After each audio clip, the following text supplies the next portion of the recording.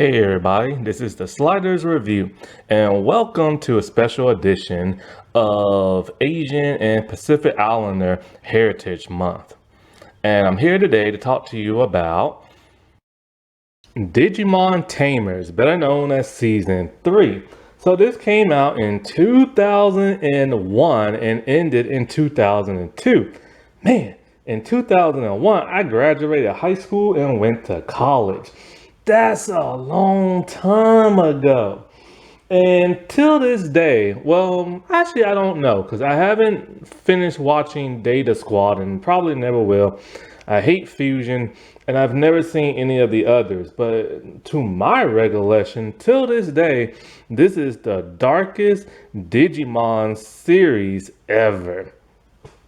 And because it's the darkest, a lot of the fandom think it is the best.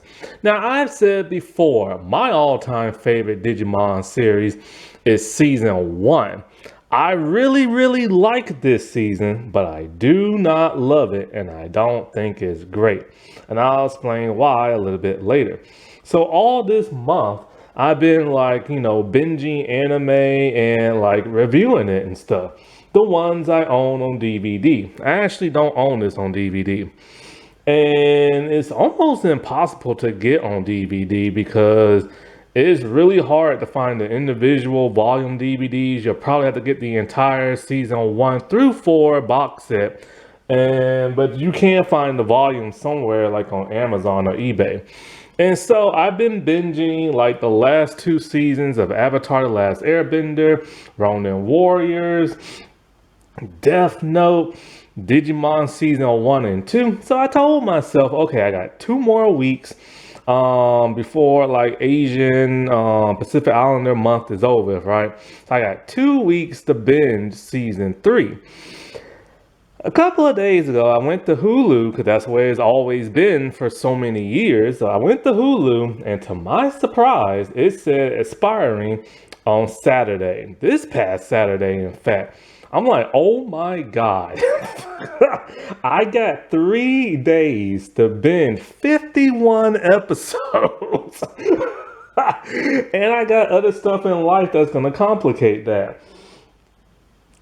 And I tried my best.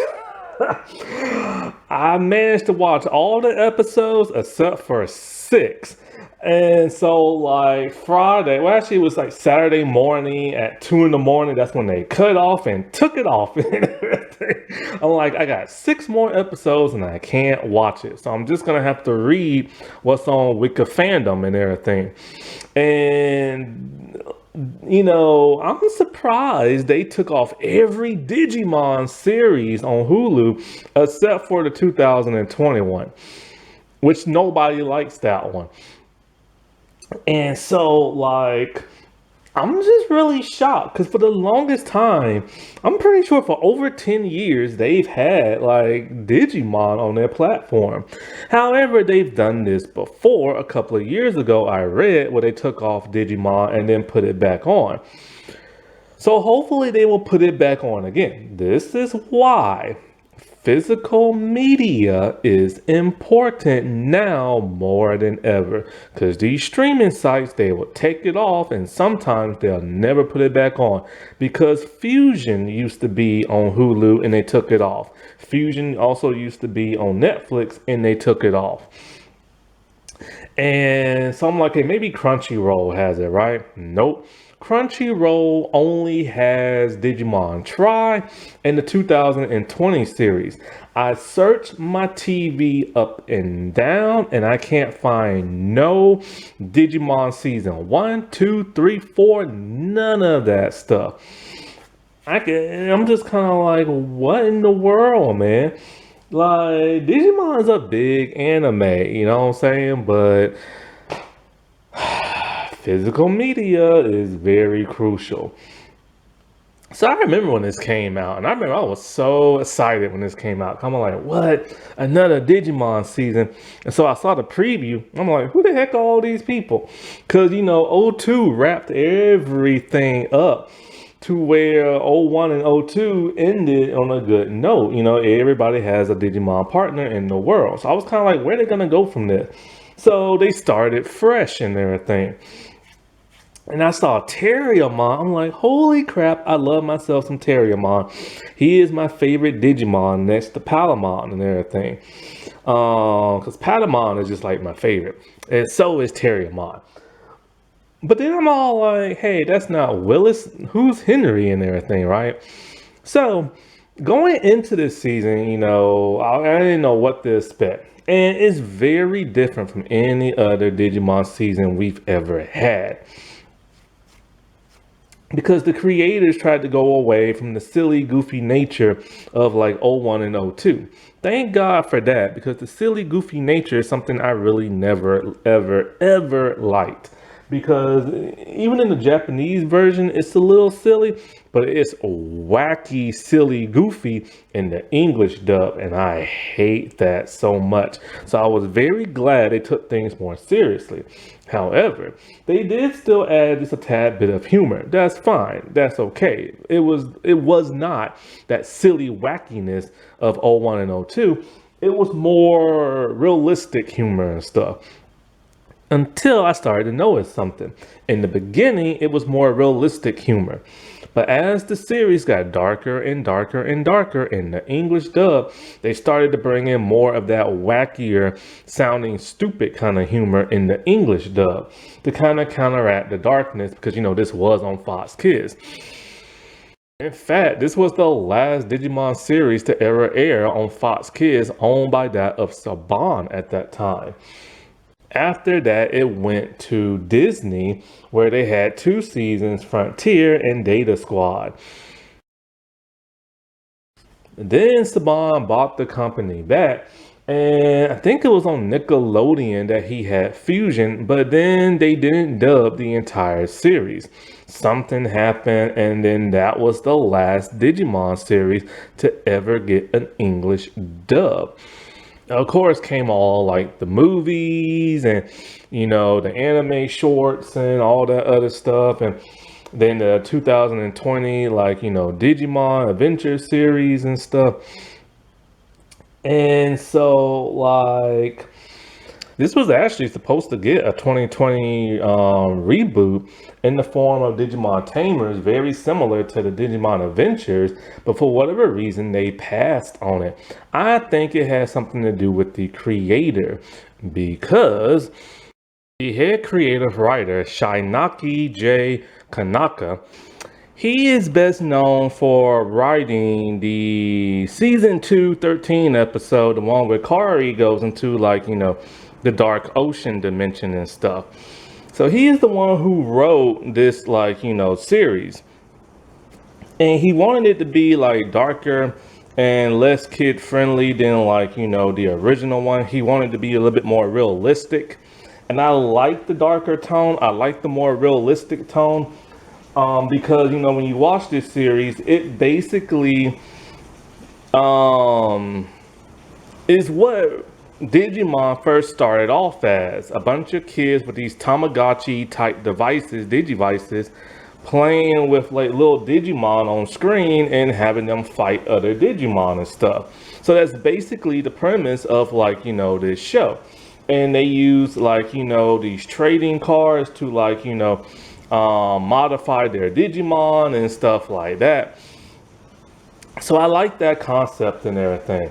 But this writer is a bit controversial and stuff.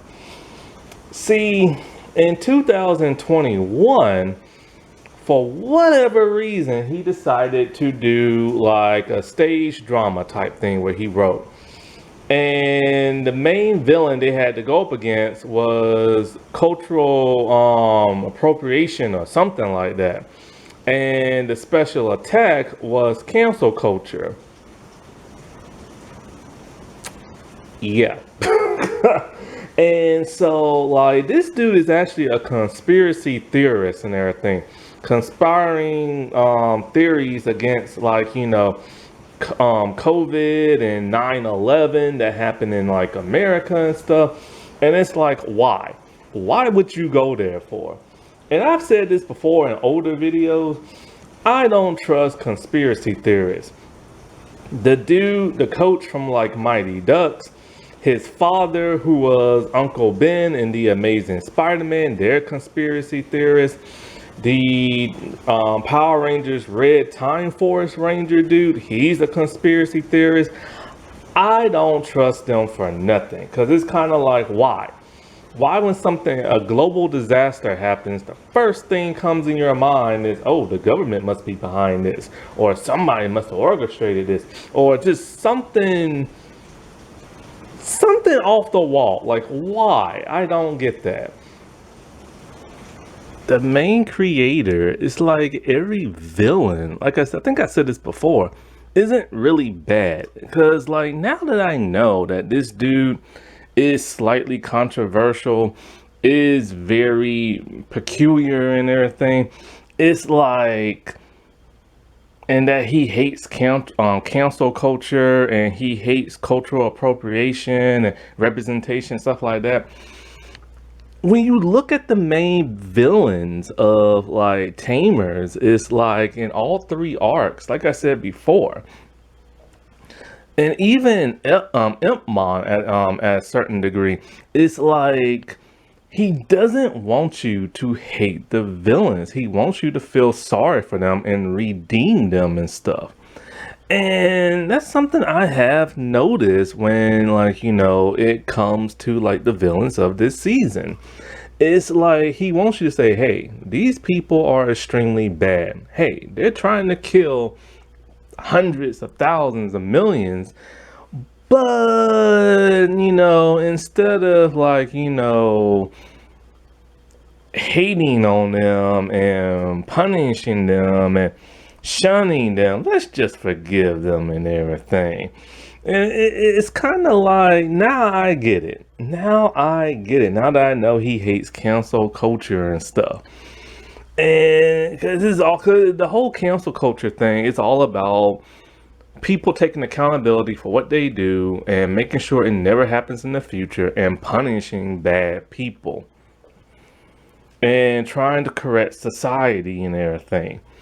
And men, and especially celebrities who hate cancel culture, is either because they've done something themselves, or they think they might do something in the future, or one of their friends have done something, like a lot of wrestlers and stuff. And it's just something I never like really realized until now. I was always like, why does he want all his villains to be redeemed? Is it because like, he just wants them to be sympathetic or whatever? But no, it's just because of this whole he hates cancel culture and political correctness. And that's what it is, not political appropriation, not cultural appropriation, but he hates political correctness and stuff. That's what the villain was in that little theatrical audio thing. Now, when it comes to the series, I have mixed feelings about it. There are some things I really like and I really appreciate with this series.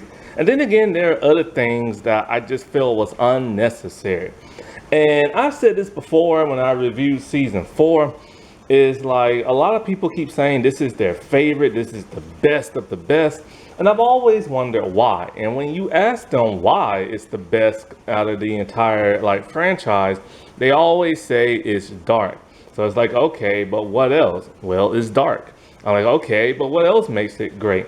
It's dark. That's not enough for it to be a great series. Because as cool as this series is, it does have flaws in like, the format and everything. And, for me to consider a great Digimon series, it has to have a lot of things. It has to have great characters, great Digivolution, a great plot, great villains. It has to have great character development and stuff like that.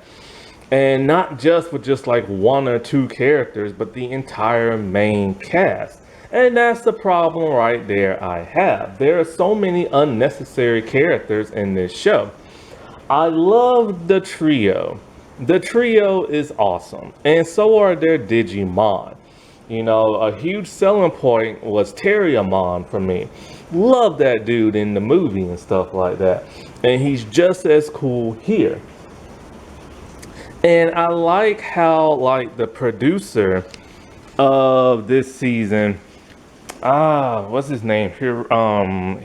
No, not Hero, but and maybe it might be Hero. I can't pronounce that dude's name, but whatever the producer's name is, he wanted them to be like different. And that's one thing I always liked about like the main cast. They are different from one another in their personalities, but he went a step further because Henry is half Chinese, half Japanese, and you can tell by like his skin tone. Plus, they told you, and I like that. One thing I forgot to mention in season two is that you see that everybody has a different shade of like skin tone and stuff. And I always found that very fascinating because in season one, everybody had the same complexion. And I like when they changed like the skin tones up.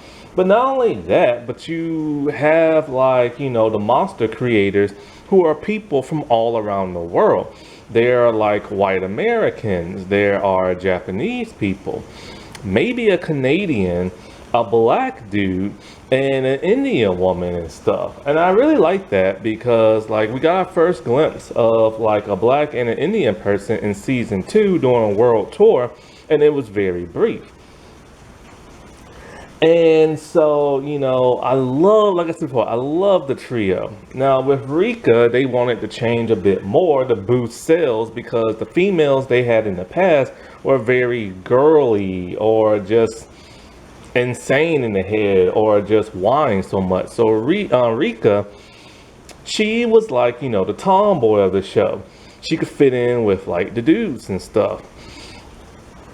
And so while I like the trio as like, Digi-Tamers slash Digi-Destins, and Jerry's okay because her story plot is very well done and crucial, I feel. It's everybody else. It's the side tamers I don't like. Kento, Kinza, Susie, and even Rio and everything. No, Rio and everything. It's just, I feel like they're unnecessary.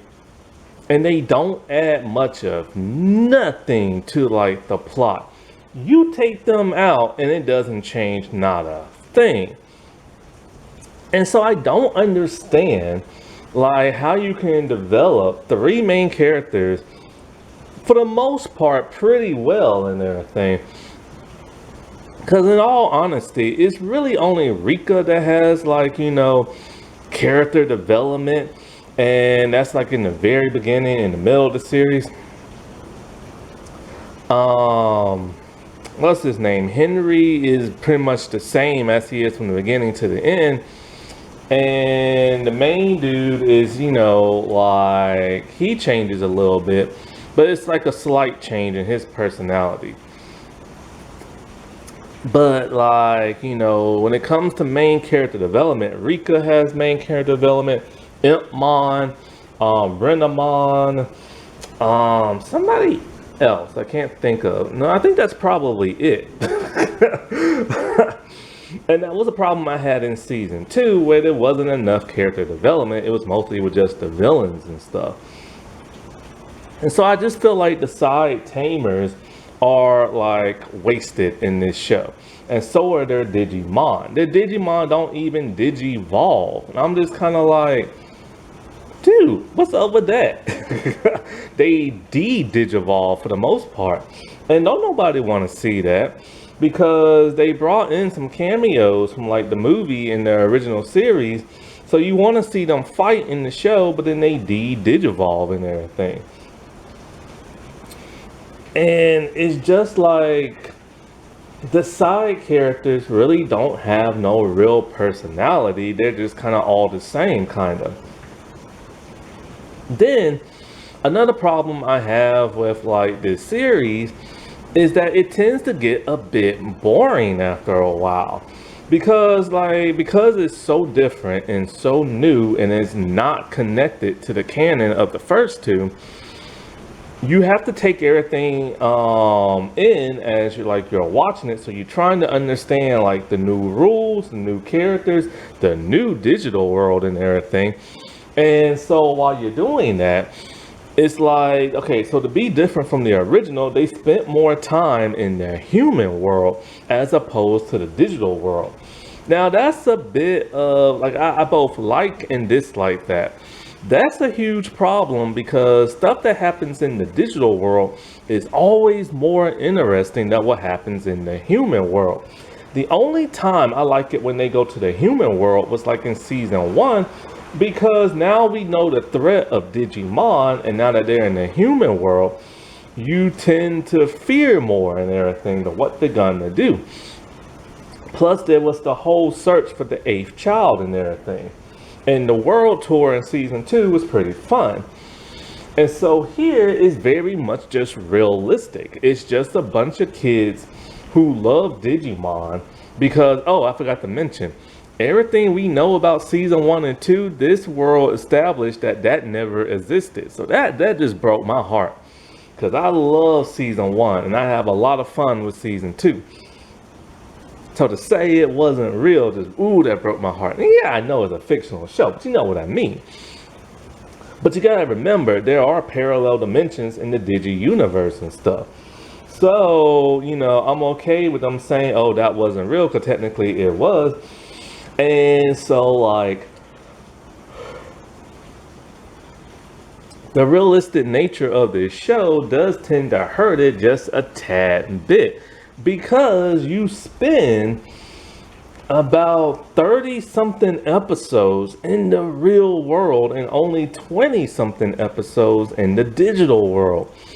And so in the first half of like this series, in 30 episodes in for the first arc, it's just a bunch of Digimon traveling to the real world to find a tamer so they can get like stronger and more powerful and everything, and so they can digivolve.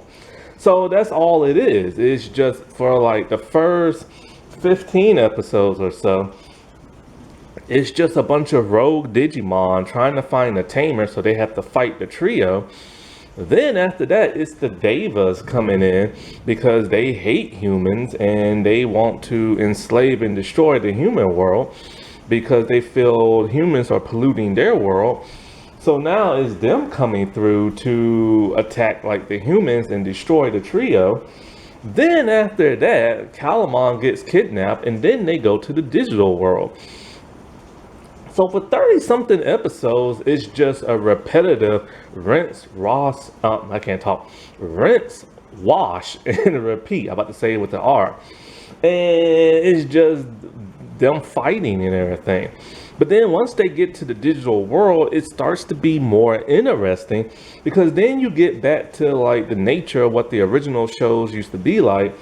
A little bit more the adventure type, the wacky type a little bit of the digital world and all this craziness and stuff.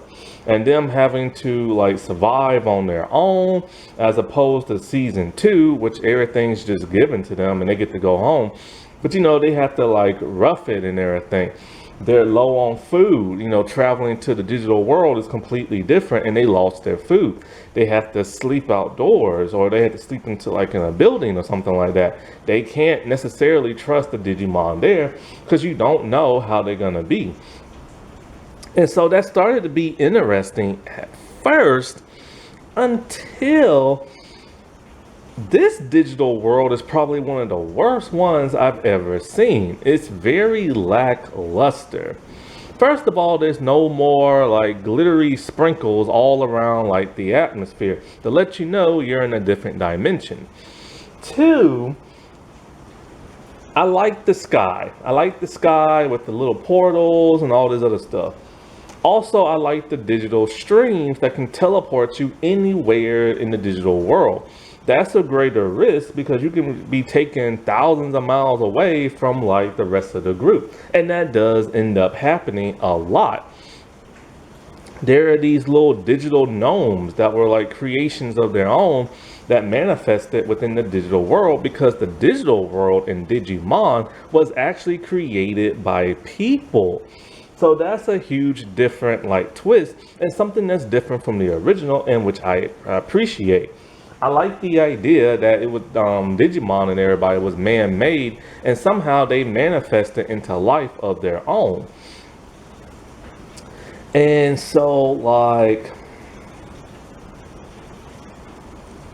and then you had like these little digital balls of energy that are leftover data that gives them energy and stuff like that. So you're trying to take in like this new digital world, but the problem is it's a barren wasteland. When they show up there, they're just like in the desert. There are rock mountains. There's sandstorms constantly.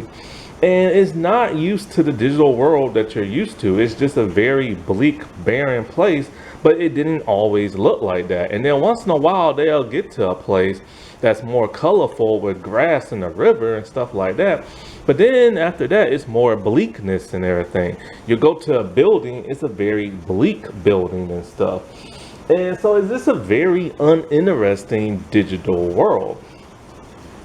Then, to make matters worse, it's like you get the huge exposition dump like you always do. And it's a little confusing because they try to go all Matrix like with the philosophical stuff of, you know, maybe you created Guillemot and brought him into existence, or maybe he brought you into existence. I'm like, well, make up your mind, man. Come on, Shaboomy, make up your mind. What you talking about? And then Azulamon comes back, you know, because he was introduced in season 2, but this is a different version. And then he starts explaining everything. But then another main problem of why I don't think this is the greatest season is because the villains. In this season, there isn't a true villain of the series. In the first arc and in the second arc, you think, what's his name? I think it's Hamadi or something like that. Or not Hamato. I have to look his name up later. It's the government official dude. You think he is the villain, and then you think the Devas and the Sovereigns are the enemy on Act 2. But then you find out they're actually parallel to one another. They actually have a common goal. They're not really evil. What it is that they want to protect their world, so they go to the extreme measure of trying to eliminate the other side because they fear the other side. So they do this horrible stuff, but they're not really bad. It's the humans that fear Digimon because Digimon is so powerful and want to destroy their land. And so they want to just eliminate all of them and the digital world. But then you have the other side, which are Digimon, who just want to live in peace. But the humans are causing problems because, you know, humans are the one who created them. So a lot of their stuff gets dumped over in their land and polluted. And they need the power of Digivolution to try to counteract whatever the humans are doing. So they go to the extreme measure of trying to eliminate like the humans and everything. So it's really just, you know, both sides are really similar to each other, but they're not really the villain and everything. They're just trying to protect their people. But they're kind of like Magneto. So in a way, they are villains, but in a way they also aren't, and they're not even really the main villains. Then in the third arc, you get the D-Reaper and everything. And that's just a soulless program that somehow has like an AI took life of his own, and it's not really a compelling villain and everything. So I really feel like they really screwed up like in the villain department. And I wonder why was that? Like I just don't get that, you know? And so because like, you know, half of the well, actually not even half, the majority of the characters are very uninteresting because only people I like are the trio and their Digimon. But the majority of the cast is uninteresting. The digital world is very uninteresting. The plots and scenarios are uninteresting. And the main villains aren't really villains, and I find that uninteresting. Plus, in this season, whole Digimon's purpose is supposed to fight. Like, that's it. That's what they're programmed to do. So I'm like, cool, we should get some good action sequences. But the action and choreography isn't that great, and it really lacks, in my opinion. One of the problems I had in season one was that once they digivolve, they will run around, smack a opponent, and then they will get tossed around, then they will hit you with their final attack, and the Digimon will just like disappear. It was watered down, but it was still fun to watch because of how it was choreographed. In season two, the action got way better. But then in season three, it's just them getting constantly beat up, tossed around, and then they hit you with their final attack and they absorb your data. And I'm just kind of like, man, for a season that's supposed to be all about fighting, the fighting choreography is really weak and everything. So that's another reason why I have a problem with this season. Now, I do like the idea of death is permanent. And so if you kill a Digimon, that is it. Like, they're done. And they did it on Leomon, which I'm like, come on, him again? Because that's becoming like a running gag now. And especially when you get the try, like he dies again. And it's just like, it sucks because people love this dude. And he's always dying, except for the 2020 Digimon series and stuff. And so, but I do like this new element of that they're not reborn, they just simply die. And the whole story arc with Leomon and Jerry, you know, I really, really like that story arc until the twist ending in the third arc. And it's kind of like, oh, come on, man. You're pulling another Digimon Emperor crap on me. Like, enough with this. Oh, they're not really like this. It's because of whatever reason. Like, if you're going to go there and make them go dark, you actually go there and make them go dark. But they probably had studio interference because the whole reason why Ryo is there, or Rio, whatever his name is because the studio Bandai wanted him to be in the show because he's from the games. And I remember being so confused as to who the heck this dude is. And I remember seeing him in O2. And O2 is not supposed to be connected to this. But, you know, if you're not familiar with the games like I am not, then you will be totally confused as to who this dude is. One thing that's cool about this series is that it carries on certain tropes that were created in the first two seasons. You have that one kid who has blue hair, something established in both season 1 and 2. The leader wear goggles and everything. At first he didn't, but later on he does. This is a common trait with so many Digimon like series, except for the 5th one. You have that one Digidestined person who has a dead family member. You have like a human antagonist that's like one of the villains of the show, something that was established in season 2. Also, something that was established in season 2 is a female Digidestined having a male Digimon partner. This is carried on in great detail in season 3. You have Jerry, and that of Susie, no, not Susie, but crap. Well, actually, yeah, in the Japanese version, you have Susie who has like a male like Digimon partner. But in the American one, like I told you before, they gender swapped her. So yeah, you have like Ai and you have that of Jerry who have male Digimon partners and stuff. Still to this day, I've never seen a male Digidestined have like a female partner and stuff. But then again, like I said, I haven't watched any of the newer series, so I'm really not 100% sure. But I probably doubt it and everything. And trying to think if there are any more like traits or whatever. Well, you know, you got the whole love romance between two of the characters. That's something. Of course, you know, spending time in the digital world and in the human world. I remember in the 4th season, they really didn't spend much time in the human world and stuff. Let's see, Agumon appearing in like, you know, every season feels like it in some way, shape, or form. Like you have, he doesn't appear in this season, but there's like a trading card with his face on it and one of his attacks, but it's a completely different attack. Because he is the main mon for the franchise and everything. You got that one smart character. You got that one kind of like mean Digidestin type character. You have the one that's kind of like a kid, type thing. Cody was a kid, but he wasn't like a kid, like TK or Susie or Kari, like that.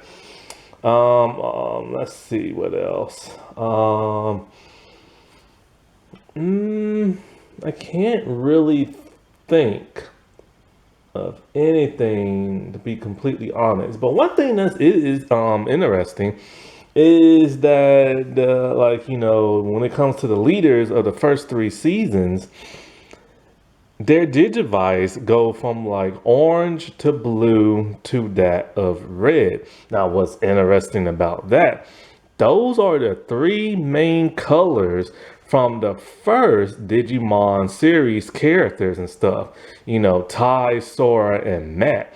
They was always considered the top three of like the group and everything, especially because of their Digimon's Digivolution. So that is kind of interesting and cool. But then, of course, in like the fourth season, they went back to red for having the leader, and then orange in the fifth. I don't know what color that boy had in Fusion. Maybe it was red or something like that. I can't really remember. Also, another trope that's interesting is Devamon appearing. Like, this dude has appeared in all three seasons, just like in almost every season, to tell you the truth. I think he was in the fourth as well. Like, like there's always different versions of him and stuff. Now, with this new series, it seems that willpower is the biggest thing. If you could wish it, it can sometimes happen. And this is kind of a throwback to the last season at the very end of the finale when they was in an alternate dimension, to where if you really wish for something, it will happen. And so, like, this is an interesting premise to how exactly Digimon get their tamers, which I don't like the name tamer. It sounds like a slave owning thing. It sounds like the Digimon are like pets, but like, it is what it is. And so basically, it's kind of random, kind of how people become digi-tamers slash digi-destins in this, to where is no prophecy or nothing like that, and nothing, no person is being scanned. What it is more like if a kid really, really, really wants to be a Digimon tamer to an actual Digimon that they meet, and they hope and wish for it so hard and everything, then like, somehow that seems to, like, I don't know, trigger some kind of program in that Digimon, even if that Digimon is reluctant to want to join with this human, which some of them are like that, like Leomon and Lopmon. They don't want to like be Digimon to like a tamer. But then, after the person wished for it so hard, then they started to actually feel either sorry for that person or want to protect that person. And then somehow they became like the Digimon partner to that of a tamer. Which, if that is truly the case, which we have seen with the majority of the human kids this season, like Kazu, Kento, Susie, what's her name, Jerry, Takato, and actually all of them, to tell you the truth, all of them. I don't even have time to name the rest. If that is truly the thing, then how come every kid in the world who plays Digimon and love Digimon, how come they don't have a Digimon partner? If that is truly one of the rules to getting that of like, a Digimon partner, because it can go both ways. With the whole Rika and Renamon, Renamon wanted a tamer to make her big and strong so she can be the best fighter. Rika wanted the best fighter Digimon to be her Digimon. So those two kind of like bonded in that way and became each other's partners and stuff. With Henry, he felt bad that like Terriermon was getting his butt kicked by Gorillamon in the video game. So he wanted to do something about that and wished that Terriermon would be okay, and that became his partner. With Takado, he simply just drew a picture and really wished that like, what's his name? Gizamon? I think it's will come to life. And so he just ran it through his scanner for fun, and it just happened to come to life. And with everybody else, they just really badly wanted to be somebody's like partner and stuff, or a tamer. So if that is truly the rule, now how come, like I said before, every kid on the planet don't seem to have a Digimon? And this season would have been a heck of a lot more interesting if we saw more kids with actual Digimon and Digimodifying them with the Digivice, and like, having them go into battle with the other Digimon on Earth. That would have been a heck of a lot more interesting and stuff. Because in the form of Impmon, we don't know exactly how he became the Digimon partner to two kid tamers, and he's the only one to have two tamers and stuff. Yet they don't have a Digivice. So this universe is Digital World and Digimon. I love the new designs. The new designs really complement this season and its darker tone. The Digital World is the most different one I've ever seen, and is very depressing and sometimes uninteresting in my opinion. When they first get teleported there, the kids don't go to the Digital World to stop the Devas and stop the sovereign Digimon. They only go to the Digital World to rescue Calamon. And it's kind of odd. You have these humans who love the Digimon game and the cartoons and stuff like that. All the toys, they now know the Digital World is real, and yet they don't go there to stop the evil. They just go there for a rescue mission. But while they're there for a rescue mission, of course, they fight the big evil, only to discover the real truth. It is disappointing because it's kind of like they were only there for a rescue mission. But when we do see the Digital World, it is a barren wasteland. It's a desert, there's some mountains, there's always a sandstorm. And like I said, the sky, there's two different versions. There's this big CGI view screen type, sky with like these portals and streams going up, is technically the human world. And then sometimes you will see Earth just far away in the distance when you see like a regular sky. And Earth is covered with all this digital code and portals and stuff like that. The portals is how the Digimon get to and from Earth. Which, when the Digi-Tamers are in the digital world and they try to get back home, they have no way to get back home because they just can't fly up and go there. They need like a device. So it's kind of like, how in the world did the Digimon fly up there when most of them don't fly and they can't jump that high? And so like in this digital world, there are data streams, these red beams that go all around the digital land, which can teleport you many miles away. This is really interesting, and it really ups the stakes. Also, there's like used data that just gets tossed around the digital world in the form of electrical balls. These electrical balls can actually heal a Digimon and make food taste better and make them stronger and stuff like that. Then there are data gnomes. Because like I said before, this digital world is made by humans and stuff. But there is like, foliage and rivers and stuff like that. You just have to go a bit further. And so we really don't get to see any of the really cool stuff. Like I said, if you see a building, it's a bleak building and stuff. And so this is the most uninteresting digital world in my opinion.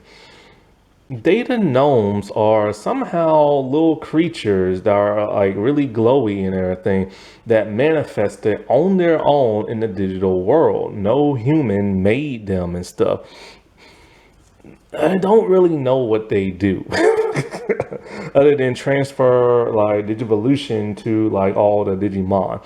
Oh, wait a minute. I just now remembered the Diginomes, they tend to give Digivices and stuff to like the humans because they gave Impmon two tamers like a Digivice. And I forgot they do have like a Digivice.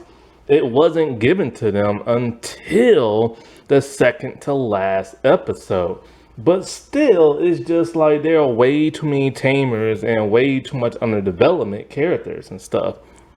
So, like I said before, this show, when it comes to Digimon, they fight. And when they kill a Digimon, they don't get reborn into an egg. Their data gets scattered and the Digimon absorbs their data. And any Digimon can absorb any other Digimon's data, whether they killed them or not, like Highlander style and everything. Now, there tends to be somewhat of a plot hole with this because they say when you kill one and absorb their data, you become stronger and more powerful. But we see the Digimon, the main ones, constantly like not being that strong in the series. Now this could be because they all stop absorbing data. Like Renamon used to absorb people's data, all Digimon's data all the time, but then later on she stopped. Terriermon never did, and Guillemon did. But like, I don't know. So we never really understand what they mean when they say you get more powerful. Until Beelzemon and the second arc starts just killing Digimon left and right and absorbing their data. And we see that like he's able to absorb the ultimate data from the main Digimon and take on certain of their attributes like extra arms and stuff like that. He can also grow wings and stuff that's never explained. And he can do their final attack. So I'm guessing that's what they mean when they say you get stronger and more powerful. However, no other Digimon acts this way except for him until Rio's Digimon absorb some of the mega data from that of Rika and Renamon to get inside the D-Reaper and stuff. Other than that, we never see no other Digimon take on the attributes of another Digimon once they absorb their data and stuff. Also, I can't talk. Digivolution, like it seems to be a heck of a lot harder in this series, but then that plot gets completely dropped after the first arc. So in the first arc, we see that when Terriermon and Guillemon digivolve, they have a hard time digivolving and everything, to the point where it takes several hours and stuff. And we don't know how Terriermon digivolve because like he just like, you know, was on top of his head. They panned away from him for 1 second, panned back, and then he's back to normal. In Guillemon, we see particles coming from his body and going into the air. But then Renamon, she seems to be able to digivolve easily and stuff like that. And then by the second arc, everybody can digivolve very easily and it's not hard no more. I assume maybe this could be from like Renamon taking other people's data and she's able to like, you know, digivolve a whole lot faster than the other ones. But then she stops taking everybody's data, but she's still able to digivolve along with everybody else. And the other ones don't take nobody's data. So that's never really explained all that well. So the Digivices are completely different this season, and they're one of my favorite all-time designs. They're technically called D-Power in the show, but they're only referred to that like one time. Every other time, they're referred to as a Digivice. But if you go to Wiki fandom, they'll call it like a D-Power. Basically, the Digivices are kind of the program that the monster makers made that goes within the digital world, and it's kind of, I forget what they call it, but it's not really a Digivice. It's based on some kind of weird design, but whatever. They use it as like digivices. And so these digivices are really, really cool. Finally, like one of the reasons why they're one of my favorites is because they have a digital like analyzer on it to where they can tell what the Digimon is, his power of attack and his name and stuff like that. This is something that should have been in all the other Digimon series, but there wasn't. And so, like, it also is a communicator. And it's also like you can use it. Say you're far away from your Digimon, you can use it to see through their eyes and communicate with them. Which I don't know why Takato didn't do that when he was separated from his Digimon. But Susie does it and stuff. And so, but she does it in the third arc towards the end of the series. So it's probably something the writers just then came up with. And so these things are really neat because you get to scan a card on them and modify your Digimon. And I love Digimodifying. Now, the head writer dude, he said that, he wanted to come up with a new form of Digivolution because the old form is starting to become a little bit repetitive and everything. And he is right. After 2 seasons, well, of them digivolving the exact same way from like, in training, rookie, and the champion, they changed it up in those series when it came to that of the ultimate megas and then of course digi armor digivolving and stuff. But here it's completely different. There's graphics in the background. You no longer see their name like scrolling around. There's binary code in the background. And when they digivolve, it's kind of like ripping the flesh off their body, which is a little disturbing and everything. It's kind of like, ugh. And underneath, it's like a grid pattern of the new design, or the old design going into like the new design and stuff. Once they start to go to like Ultimate and Mega, that's when you get more of a traditional transformation type thing with all this elegance and stuff like that. And it's like, and then when they digivolve, this is the only time you'll hear any music playing in the background with like vocals and stuff. Because in this season, there is no music and stuff with a vocal background. So there's no more let's go or we're getting digital, like none of that cool music from the first 2 seasons. It's just the intro music. And the intro is awesome. The new music is like the old Digimon theme song music, but with a rock and roll beat to it, like a heavy metal type rock and roll beat to it. And I love the American intro. I've never been a fan of the Japanese intros or their music and stuff. Like one of the reasons why I hate Digimon Try is like during the Digivolutions in the battle, it's like this very soft, like, music playing in the background. And it's just kind of like, nah, I need something rock and roll, man. I love the digital cards that they scan on their digivices to modify and digivolve their Digimon because it's a nice little MacGuffin. You always need that little trinket to sell merch and stuff like that. And so, like, it also, in my opinion, makes these Digidestin more reliant on like their wits because you just can't use any card in any combination. You gotta really think about it because you just can't use an attack after an attack after attack because it will slow down your like Digimon and make them weak and everything. But like if you have a good combination, then you can really kick some butt and you can really amplify that of a rookie or a champion with a modification card. Because in this show, in the very beginning, you will see a rookie Digimon beat up on a champion and destroy them, all because they're being modified and stuff. And you can use the special attacks or weapons of another Digimon if you have their card. This is a really cool thing. It's kind of like that Power Ranger Mega Force where you can transform into any ranger you want to. Now, the modification thing, it kind of gets thrown out the window once they start going to Ultimate and Mega. But every once in a while, when they go to Ultimate, you'll see them modify their Digimon just slightly and stuff. But it's more prominent during the first arc. Now, of course, if you don't have any cards left or you have tons of cards and you start to panic, then you start to like be at your vulnerable state, which you do see the kids be at times because they get too stressed out and they can't figure out which card to use, and some of their cards aren't powerful enough. This is really upping the stakes of like a battle and everything.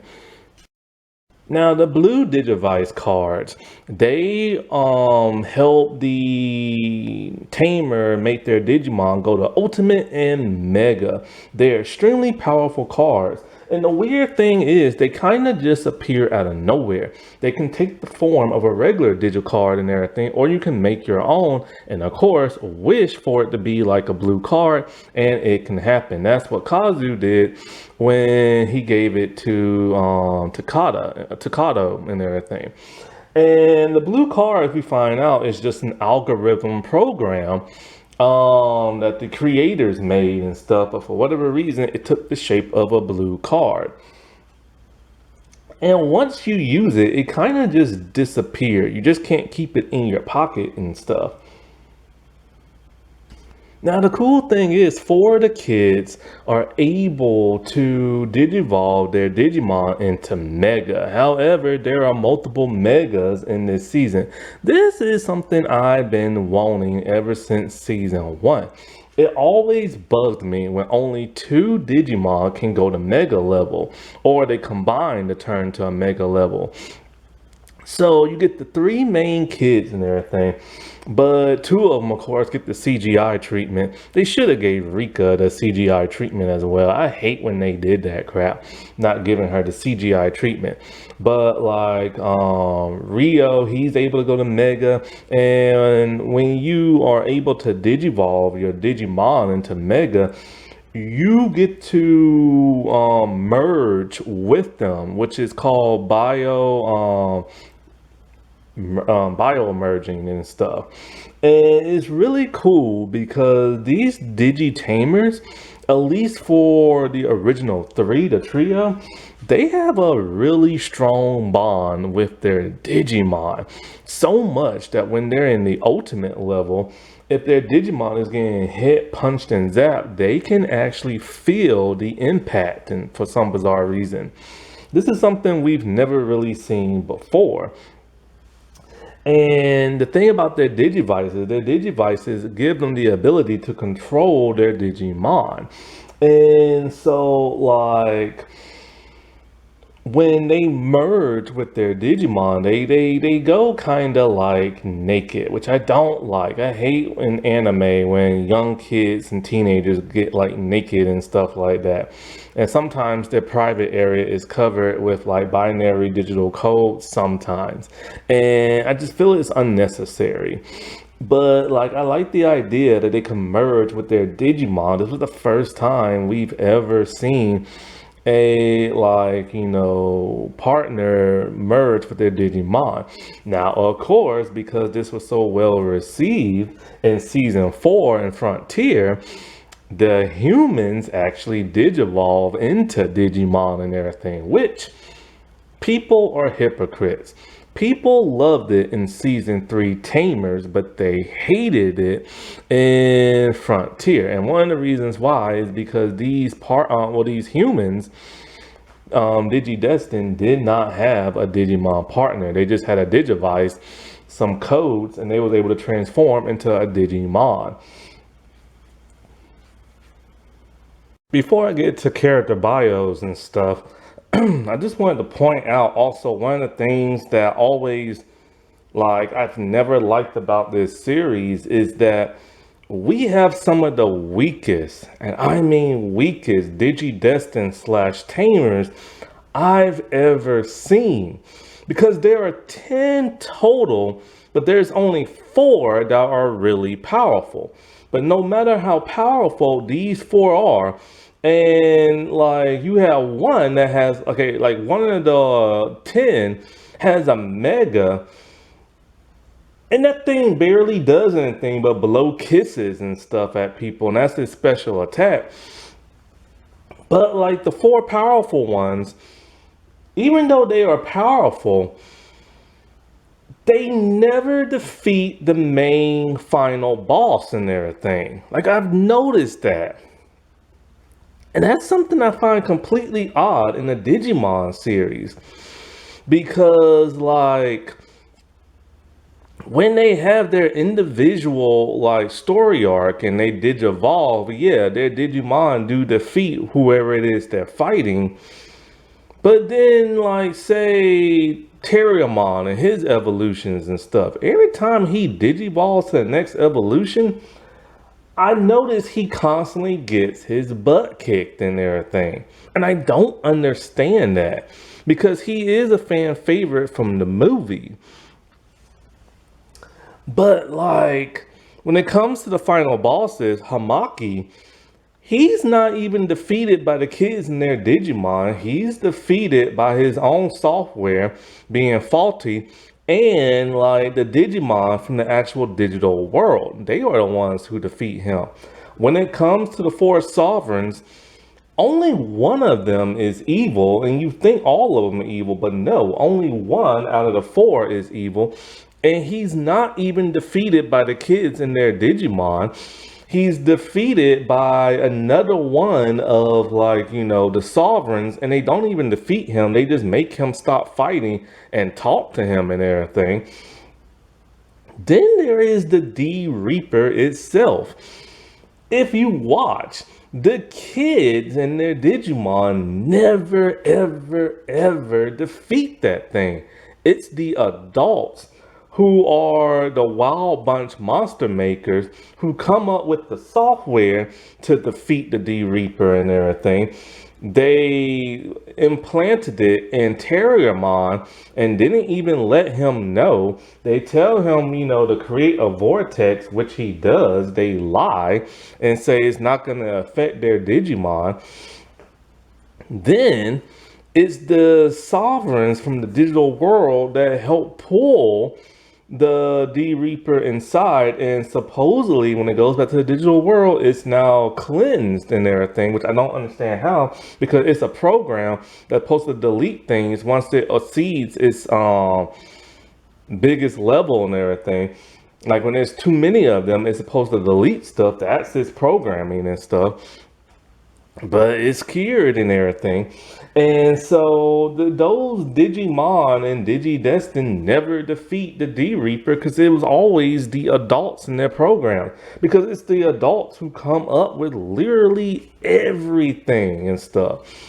And I'm just kind of like, the only Digimon that the Digi-Tamers and their partners ever defeat are just random Digimon who happen to enter the real world in the first arc. The Devas, who are just the lieutenants and everything, yeah, they're super tough and really hard to fight, and they're able to defeat them, but they're not able to defeat the sovereigns and stuff. And it's just kind of like, why do people think this is the greatest Digimon series ever when they can't even defeat their final bad bosses and stuff? I don't get it. Like, I really don't. And yes, the ending was really sad because the kids got lied to and their Digimon went away and everything. And Henry, you know, that was really, he was just like, I'm done with you, Dad. Like, he's just done with that dude and everything, you know? And so, yeah, that was really sad. And that was like, whoa, unexpected. But the first season finale where the Digimon had to leave still chokes me up because it was more dramatic. It was more of a build up to them not being able to see their Digimon no more because of the simple fact, here they are in the digital world talking about we have years and years and years to spend with y'all because time passes differently. So you're like, cool, they get to be here for years and have all kind of adventures and more seasons. But then Jedi is like, no, like time has now reset itself. It's now balanced with the human world and everything. And like, time passes equally and everything. So you only got a few minutes and everything, or 2 hours or something like that.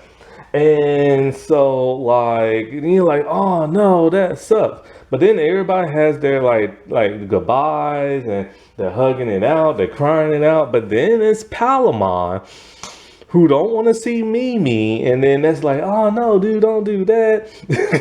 And then he was having Mimi cry the entire time while she's on a little trolley thing because Palamon doesn't want to see her. And then all of a sudden, you see Palamon running alongside the trolley, crying, talking about like, I'm sorry, forgive me, and everything. And then you have like Mimi all tearful in a good way.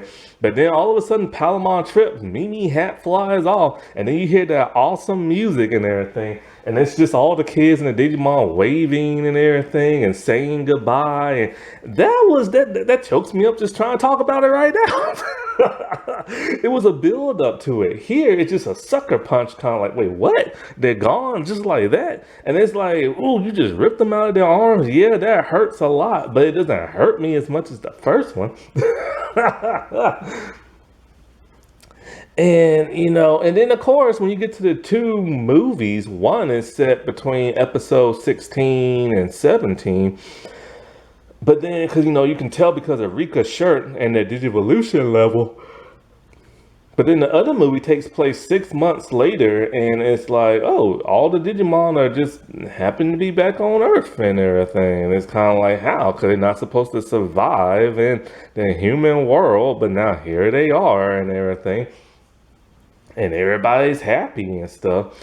And so, like, plus, it's the ending where, Takata goes back to the digital world and everything. So it kind of takes away from them getting ripped out of their arms. But then again, in the first one, when you have Ty's monologue talking about we'll see them again and blah, blah, blah, that kind of ruins it too. And I hate when they did that. But still, it's just kind of like, it's not as impactful as like season one was. And there was something else I wanted to say, but I can't think of it right now. Oh, the artificial intelligence. I'm just kind of like, you have two programs and one man-made object that take on sentient life and you don't explore it. How do you not do that in this show? Like, there is, what is it, Greeny or something like that? Griny? The Ark. It's literally man-made, came from the human world, but they used the software program from the Digimon. And so it started to have a little bit of a consciousness while in the digital world. And then once it freed the kids, it went back to the digital world, got more of a conscious. They redesigned it. It really took on an AI conscious. But you don't really hear nothing from it. You don't get to hear its feelings, what it feels like to be alive. You don't get to explore that. It's just there as a tool and a weapon. And then you have the D Reaper itself. There was a time where it's kind of like a father. What is that? And it started to freak out because Digimon don't have parents, so it couldn't like understand that. And you think they would explore and try to talk to this enemy, be all like, hey, look, you're a sentient being now. What you're doing is wrong. And, deleting Digimon and trying to delete the human world is wrong and blah, blah. But they don't do that. They just go straight for like the action and everything. Because the last 10 minutes is nothing but a big battle of wash, rinse, and repeat. The Digimon and their tamers just talking, eating, goofing around, being sad, and going back to fight this thing only to lose. And then repeat that formula over and over and over. Try to save Jerry. Can't save her. Going back in the battle and everything over. And like 10 episodes of that. Like, there are some arcs that could be strained down like a lot. Like the first arc should only last like 10 minutes. Not 10 minutes, but 10 episodes. It didn't have to last over 20 something. Now, them exploring the digital world, I understand why that needed to be longer, and it did need to be longer. But then you get to the last 10 of the D Reaper stuff, and it's just kind of like you could have cut that down to 3 to 5 episodes or something like that. because it was rinse, wash, and repeat of them constantly getting their butts kicked, trying to save Jerry, getting their butt kicked some more, being sad with their parents, having the monster makers and everything, trying to figure this out. And it's just kind of like things just kept going on longer than what they needed to go on for. And I honestly just believe that fans love this season so much because it's dark, it's grim, and there's a lot of action. Even though the action is not choreographed that well, in my opinion, it's just them blasting stuff and no physicality, not that much. And, I don't get it. And it's never explained why Takato got a brand new Digivice looking the way it does. Like, why did it take a completely different design? Yes. In the original series, when they went to Ultimate, their Digivices changed color, but we know why that is. It's because of the tags and the crest, or better yet, just the crest. And so, like, and we know why when they DNA digivolve in season 2, why it changes, because they literally merge and everything. But you never see that merged digivice in their hands like you did in season 1 with the crest and everything. But why, after his digivice completely shattered and broke, why did it take on a new configuration on, like, the outer design? It's no longer red, now it's gold, and there are other little things on top of it. Like, why does it look like that for? And why does Rio's Digivice has a different color scheme to it? And why does it have a whip? Like, why can't things like that be explained? And it never is. It is just goes for more of the dark grimness and like the action and stuff. And I need more than just darkness, grim, and action. I need a real story and everything, real development and everything. It's never explained why, like, Impmon's two tamers didn't get a Digivice until the last 2 episodes, but they've had him for like a really long time. Like, when you get your Digimon, you automatically get your Digivice and everything. It's just, it's things like that that keeps me from saying this is a great season. But I truly just feel like these are like the worst Digidestin type, like, human characters I've ever seen in Digimon. Well, at least from season 1 to 4. Like I said, with all the other ones, I've either never seen or never finished.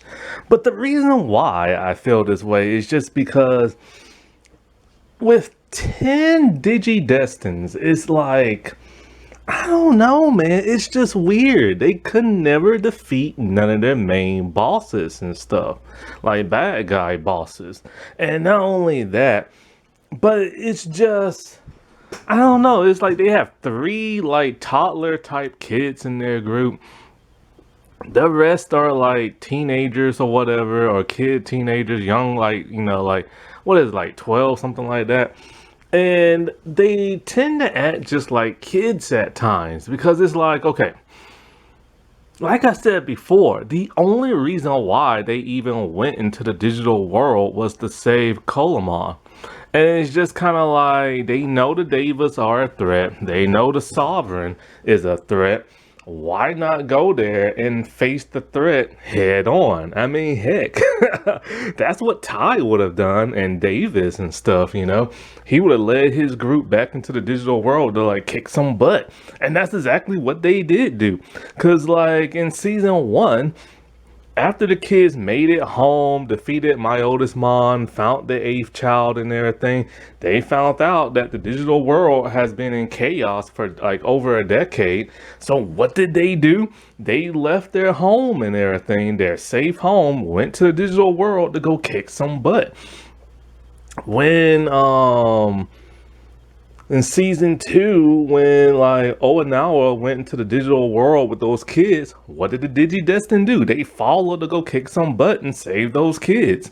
And it's like they only go there to rescue one Digimon, a Digimon that's supposed to live in the digital world.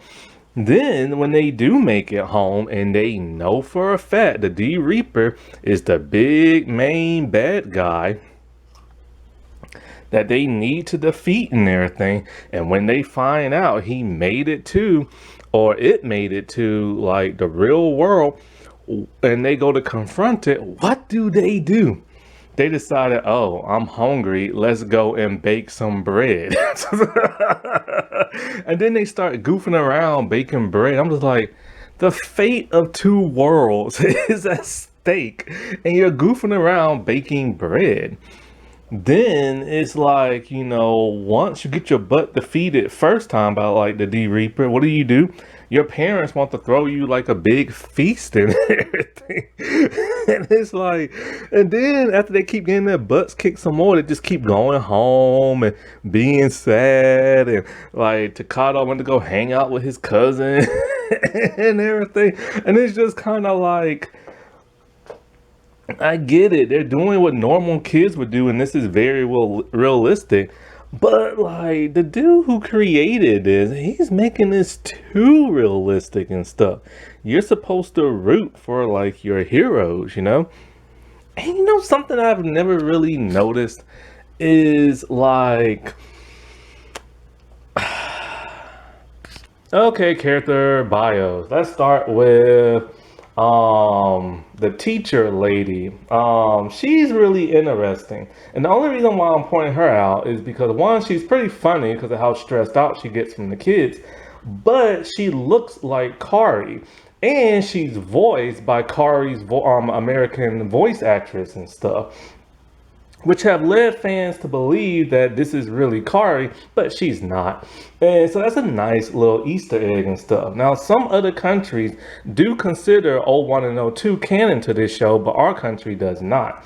But it's still just a fun little Easter egg of her looking like Kari, sounding like Kari, and Kari saying that she wanted to be a school teacher. But Takado's teacher is pretty nice, and she really does care for her students. So much that when the kids went to the digital world, they told her first before they even told their parents, and she was really concerned. With the monster makers themselves, a group of international people from around the world who created the digital world in Digimon. They was trying to create a video game in the 80s, I think it was. And so like when they created the program and everything, they wanted Digimon to bond with that of kids so kids can play with it. This is why Digimon seek out kids, because they need them to digivolve. That's part of the process. But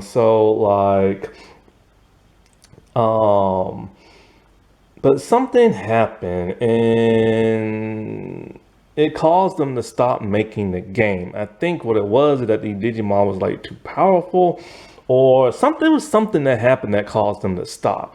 Years later, the digital world manifested on its own in physical form through data and everything, through the program of like the video game, and Digimon that was in the video game manifested as well, unbeknownst to many people. But then later on the government found out, and so these Digimon started to travel to and from the digital world to that of Earth. And so the people, the monster makers, there's like an American guy, there's Henry's father, there is a black dude from America, there's an Indian woman, there's some woman, I don't know her race because it's hard to tell the whites from like the Japanese people in like animes and stuff. And then there's a guy named Shibumi who has a beard. Shibumi is the one who continued the project after it was shut down and everything. And somehow he got turned into data and transferred to the digital world. Now, it's a little confusing because in the second arc, when the kids are in the digital world, Henry and Takado met him and found out everything they had to do. This is the Matrix philosophy type dude. So he's constantly phasing in and out. But in the real world, his body is there as well, always running, and then he turns into mist. And then it looks like he takes the form of a Digimon. This is never explained, but then he's later captured and is asleep and then wakes up and then he's back to normal. And he's really intelligent and stuff. And so when it comes to this one guy, I think his name is Robert Cooper, he has a daughter. I think her name is Alice or Alicia, something like that. She is one of the biggest mysteries of this series, which really frustrates me. And like I said before, when it comes to this side characters, there is little growth, development, or any thought put into them. It's just like they are randomly inserted into the show. She looks like Misa from Death Note, but Misa wasn't created until about 4 or 5 years later and stuff. So when you look at the two designs, they do look very similar. And so when it comes to this girl, we randomly see her just appear out of nowhere with a Digimon dog called Doberman. I think Doberman, along with Doggymon, were contest winners and stuff. So kids drew like I guess like dog type Digimon. They won and got inserted into the franchise. That's really cool. And so we assume she's a tamer, but she's not. And we don't know her name just yet. But Doberman has a gift from the sovereigns to give to the Digimon on Earth so that they can transform into their mega form. And so Doberman, he evaporates and everything, is destroyed, gives, the other Digimon their powers and stuff. And she's really sad, but she doesn't have time to tell them why she's here because they're being attacked by the D Reaper and stuff. And so she just walks away very, very, very sad. And then the Doberman comes back in the form of a head to lick her face, and she's happy. I'm all like, hold up, if he's coming back to life, maybe there's hope for Leomon. But no, the head writer just did it as like a joke and made the dog head go away, letting you know that death is death and death is final. And so she's sad and she walks away, and she can still hear the Doberman calling her name. Then she disappears as she walks into thin air. This has led many fans to believe she could be a ghost. The creator, now I'm not sure what the heck she is. Some people have said on Reddit that the creator decided to take the fan theory and make it canon that she is a ghost. Apparently, in the Japanese version, somewhere, either in the anime or in a tie-in novel or something like that, or like the manga or whatever, apparently she is Robert Cooper's daughter or granddaughter. He's like the American man with the blondish looking hair. And so, like, apparently he sent her into the digital world and she never came back. And so he assumed she's dead. I don't know. It's never been explained. But if she truly is American, how the heck did she even get to Japan to give the kids the message and everything? See, this is the thing that bugs me. They create these characters, but they don't really explain nothing. My bad. Their last name is McCoy, not Cooper and everything. But they still don't explain how that girl got to like Japan and she's like American along with her father. Because he doesn't live there. They had to like fly him out there to deal with this program and stuff. And I wish they would have explained whether or not she's a ghost or not. Because even the creator doesn't really know himself. And so, like, that's kind of sad when you do this and you don't have no real good explanation. And not only that, but it's just kind of like when she does appear in that episode, at first I thought she was just a random girl, and I assumed she was a Japanese girl because they always look American anyway. But like, I guess you can kind of tell the difference in their skin tone and hair because their hair is a different shade of blonde. But then it's like, if you didn't pay close attention to her father's like desk, you would never see a picture of her with blue like ribbons in her hair and everything. And then it's kind of like, oh, it's that girl. She must be related to him and everything. But how? And then when the kids were talking to him, one line of dialogue, they could have been like, hey, it's that girl that disappeared and everything. She like, we saw her with like a dog Digimon and everything. And then that could have like explained just a little bit for him giving a little explanation and everything like that. Because apparently, they edit stuff in the Japanese version. Apparently, he said her name in such a sincere kind of way that it made it seem like she's dead. But they edited, I guess, that out in the American version because I don't remember that at all. Riley and Tally. So I didn't even know their names, to be honest with you. But they are the computer assistants that works for Hypnos. And so basically their job is just to scan the earth and the digital world and the digital like plane and everything and see if any Digimon are gonna bio merge into that of the real world. They're just basically, it's kind of like Star Trek. The operations officer is always scanning, disturbances here and like there. Other than that, they really don't have no big role. They sit in these really, really high up chairs that are on these like cranes and stuff, which is a great visual. They're on these like sci-fi type computer pads, and they wear these really huge, almost like metal like shades and stuff. Now, when it comes to Riley, she's slightly different because they give her a little bit more to do. We see her go to Takato's parents, like, bread shop. And I'm like, oh no, the enemies at the bread shop and near like the hero and everything. And then it's shown that she has some type of romantic relationship with that of Yamaki. But other than that, her and Tally are like, nice people. I am Mako. So they are the two tamers to that of Impmon. They are the only tamers he is like literally the only Digimon to have two tamers and stuff. And they're two little kids, probably anywhere between 4 and 5 years old. And the thing is that we don't know much about them because at first we didn't even know he had a tamer. And so we just see those two fighting over him, pulling back and forth because that's what little kids do. I remember one time when I went to a children's hospital when I was younger and I kept playing with the toys, and this one boy kept playing with everything I kept playing with. It kept pissing me off. It's just the instinctive nature of little kids to take what they see somebody else is messing with. And so, like, this is what causes him to leave.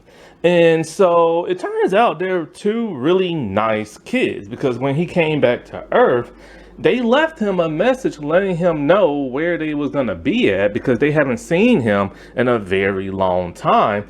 And they went to like their grandparents' place or something like that to evacuate the city or something like that.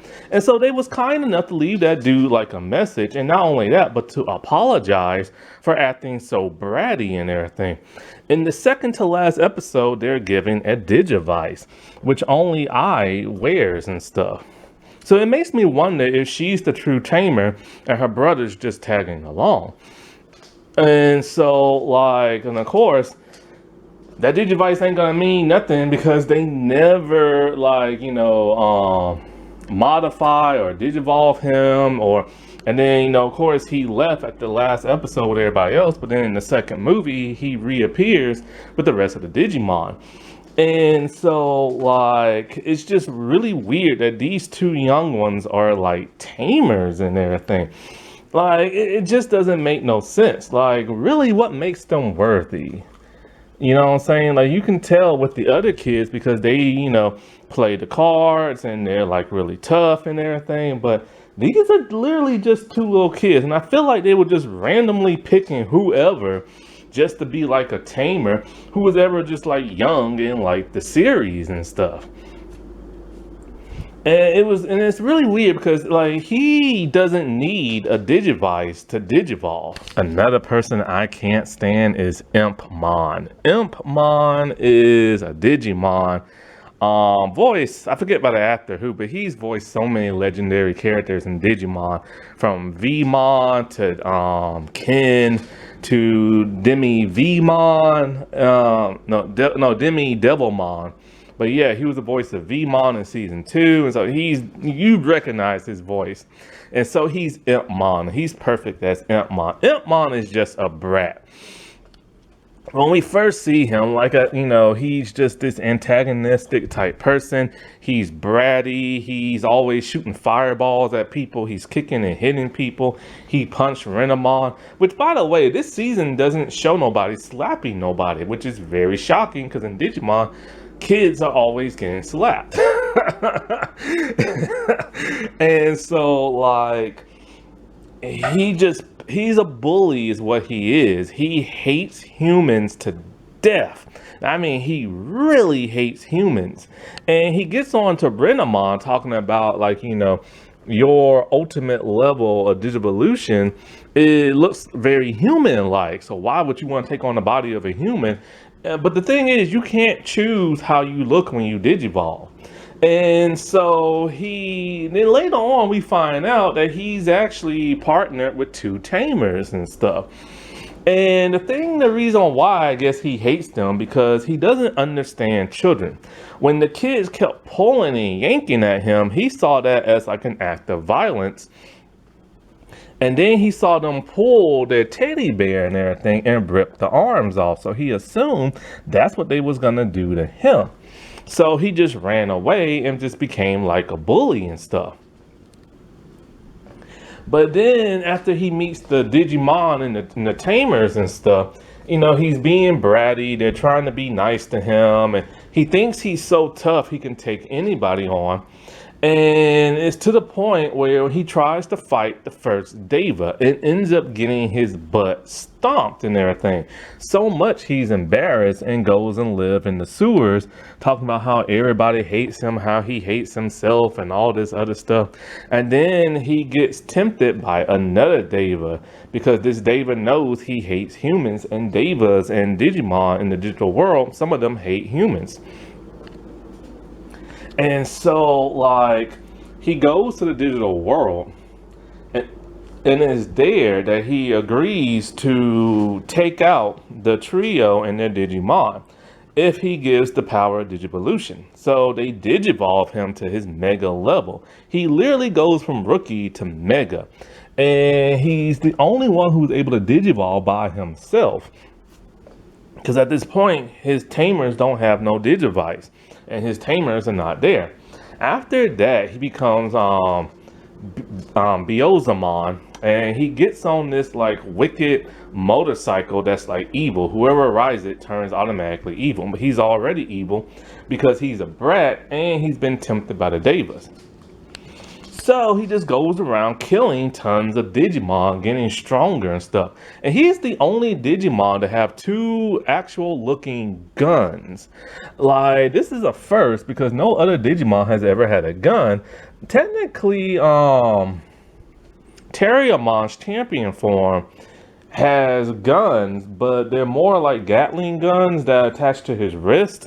So they changed it up for the show, so he doesn't have bullets, he has lasers. Because in the Digimon movie, he actually had bullets and stuff.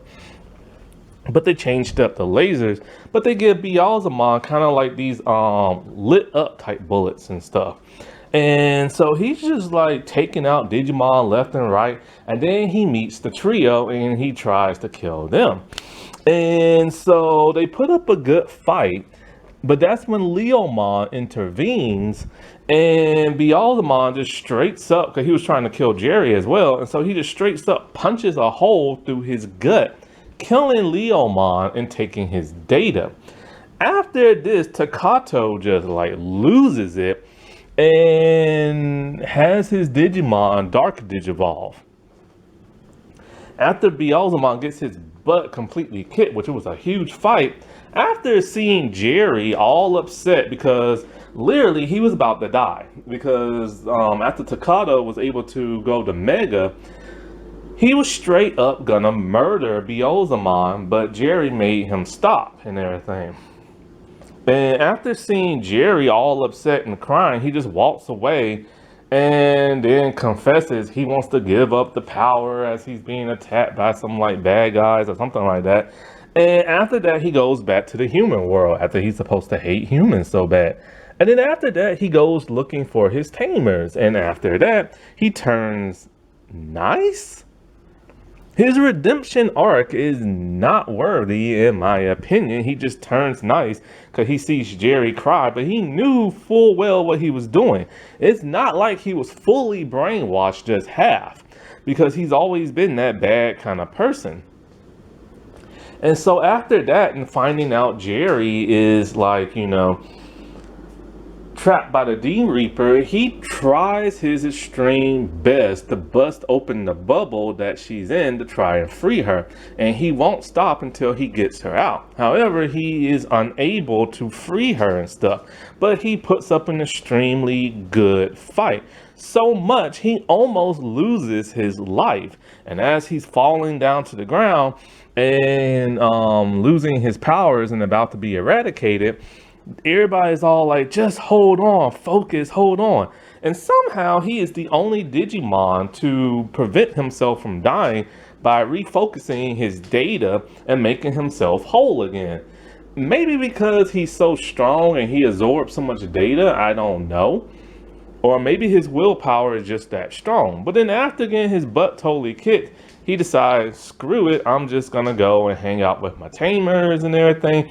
And then we really don't see him until like the last episode. And I'm just kind of like, this is not redemption for me. Like, he's always been a bad person, because we really don't know what he was like like why he left the digital world, what he was like when he first came to Earth, how exactly he got tamers, and if he was truly nice to his actual tamers. Probably was, because they was nice to him back. But like, kids are always forgiving and stuff, so we really don't know. Personally, they should have straight up killed this character, because he's literally that evil. He reminds me of Spike from the Buffy vampire series. And it's just kind of like, why let him live? Like, maybe if he would have sacrificed himself for Jerry, I would have forgave him then. But no, he's not redeemable in my opinion. And you know what? Now knowing that the creator doesn't like cancel culture and political correctness and everything, I now see why certain characters have character development and other ones don't. It's always the antagonistic characters that tend to get the more character development. Rika, Renamon, and Impmon and everything. Those are your three main characters that get like, character development. Jerry, on the other hand, is more like a punching bag because she's so nice. And like, she doesn't really have no character growth. It's just like she's this happy, lucky girl who's joyful and everything. And then for the rest of the series, she is extremely sad and depressed. And like she suffers from depression and everything. And so I felt like she got the character development because she was the punching bag. But if you notice that Rika, who was like antagonistic in the beginning, and so was Renamon and Impmon, they were the ones that had the most character development and like some redemption. So now it makes sense, since that audio like play thing came out and stuff. Yamaki. So Yamaki appears to be the head at Hypnos, and he is our first protagonist, anti-hero if you will, and he's voiced by Steve Bloom. And Steve Bloom is best known for voicing Wolverine in a couple of the video games and Wolverine in the X-Men cartoon series. He was also made one of the writers for the English dub. And he might have been the head writer, because pretty much everywhere you see, he's always listed as writer. So he took over for Jeff Nimoy, who left after season 2 world tour and stuff. And so he's a very dark, sinister looking type character. He has a black suit and tie. He always wears sunglasses. And like he has like a Zippo lighter that he's constantly flicking, but he never lights anything up. And he hates Digimon with a passion, so much that he wants to eradicate all of them. Now, it's never explained really why he wears sunglasses. In fact, there seems to be an odd theme when it comes to sunglasses this season. Just about everybody wears sunglasses. He wears them, the trio wears them, the black scientist dude, he wears them and stuff, and it just seems to be a recurring theme they have this season with sunglasses for some bizarre reason. And so, like, maybe something has something to do with Digimon. Supposedly Takato wears goggles because that's what tamers do. They wear shades to indicate they are a tamer, but yet you never see nobody else does that. So I don't know. But this dude is straight up pure evil at first. Even so much that he captured a Digimon, tortured the crap out of it, trying to send it back to the digital world, but actually just eradicated it. And he even threatened Henry by grabbing him and picking him up and everything. And he hates the trio because they have Digimon and they're always interfering. And so his whole thing is, once he discovered that Digimon are real and they could be potentially dangerous, the government had like a off the record like ops to like take down the Digimon, and he created along with his people that project Juggernaut, which literally kills Digimon. And it was so powerful that within the vicinity of like the beam or whatever, it literally will kill a Digimon, and he tried to send it into the digital world. But this sent in the first Deva that tried to stop him and stuff, and it increased the power so much that it kind of like, backfired and destroyed his laboratory. Once then, he just kind of gives up for like a short while, but then all of a sudden, he turns things around, starts working with the Wild Bunch, and starts helping the kids out. And now he's sending the kids to the digital world, trying to help them stop like whatever they need, trying still to stop Digimon and stop the D Reaper. So in a way, he kind of is redeemed, but it does not feel earned. It just happens completely out of nowhere. In fact, that's kind of how it is with a lot of these villain types on like, this show. They just get redeemed somewhat out of nowhere. Either they feel a little sympathy and then they just redeem themselves, because he feels terrible because he wanted to protect the world. But in doing that, in his sinister ways, he put the world in more danger than trying to help it out. So I guess that turned him around. Personally, he's not redeemable in my opinion, and I can't stand him. Kazu is just Takato's goofy-headed little friend. He loves Digimon. He loves playing the card game. He's a bit better at it than Takato is. He's a bit arrogant and everything, and completely useless in the show, along with his Digimon, Guardmon, who used to be Andromon. But I'm like, cool, Andromon's gonna be a Digimon to like a human, but then they de-Digivolve him because they made this Andromon like just a punk who gets taken out very easily with a British accent. And Guardmon and him just constantly bicker like an old married couple and stuff. And it's just kind of like they was really pointless and useless in the show.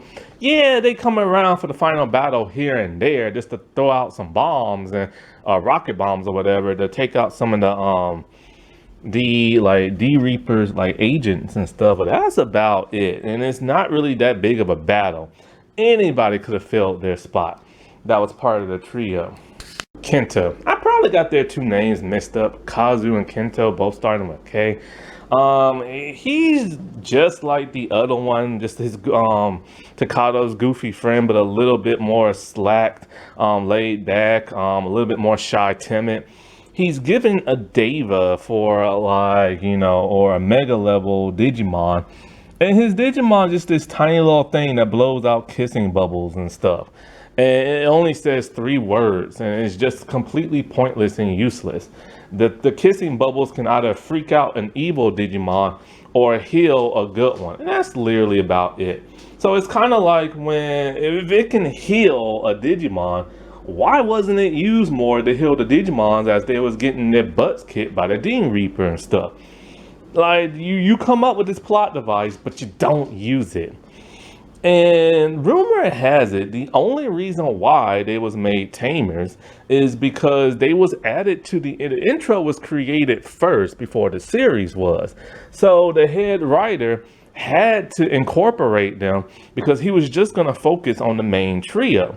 But because they was added to the intro, he kind of had to explain why they have Digimon and why they have Digivices and stuff, because the English intro is completely different than that of Japanese one. There's two different Japanese ones, and you see all the kids just running towards something.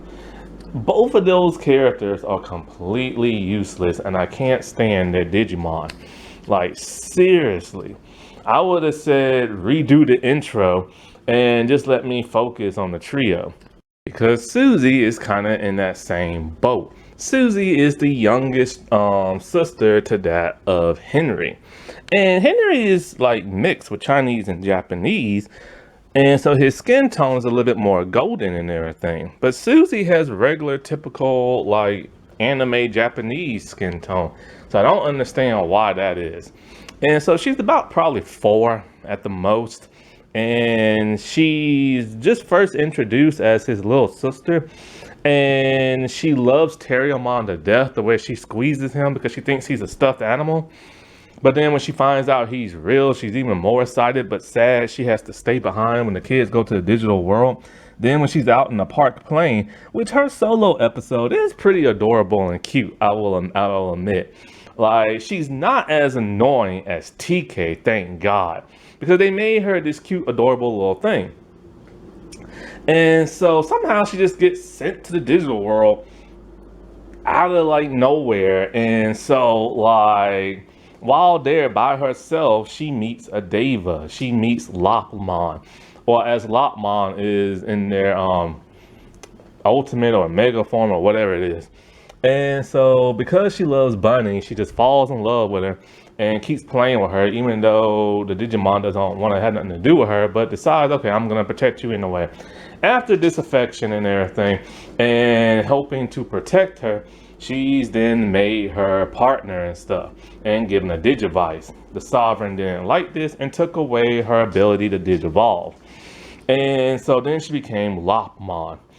And Lopmon is technically Cocomon from Digimon, the movie, just chocolate looking and everything. And they changed it in the English dub. Lopmon is now female instead of a boy. Now, in the Japanese version, Digimon, see, Renamon said in the English dub that Digimon are not defined by their gender, because somebody asked if she was female and everything. But in the Japanese dub, it's like that as well. They're not defined by gender. And Lopmon actually uses like binary pronouns and stuff. So you don't know if it's really male or female, but I think they said that he goes by male. And so they gender bent it for like the English dub, which makes sense because when you look at Lopmon, it looks female and everything, especially with like the pink and the light brown coloration and stuff. But every Digivolution is that of Cocomon from the Digimon movie before Cocomon got infected by that virus.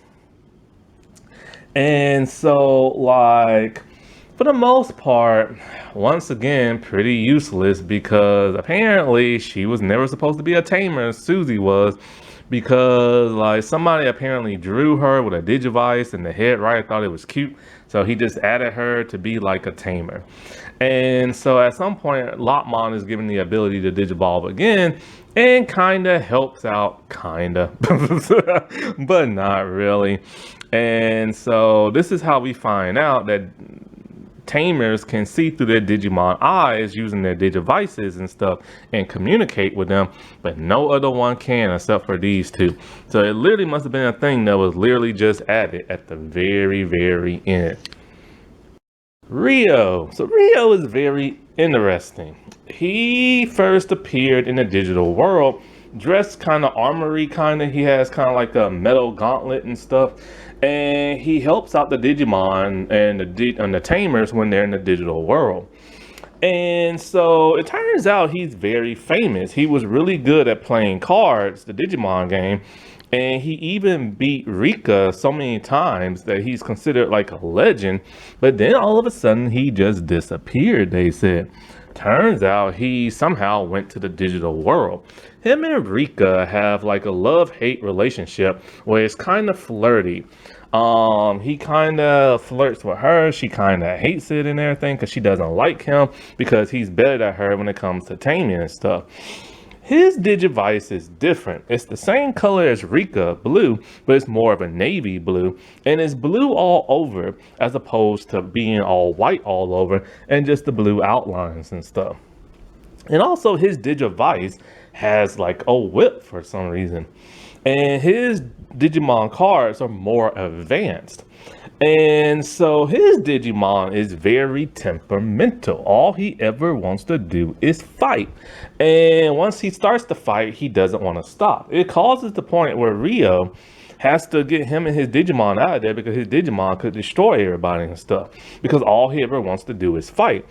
He's constantly bopping in and out the show, kind of doing his own thing, trying to find one of the other sovereigns, then coming back, then going back to the human world, then helping out in the big battle, and he's able to go to Mega.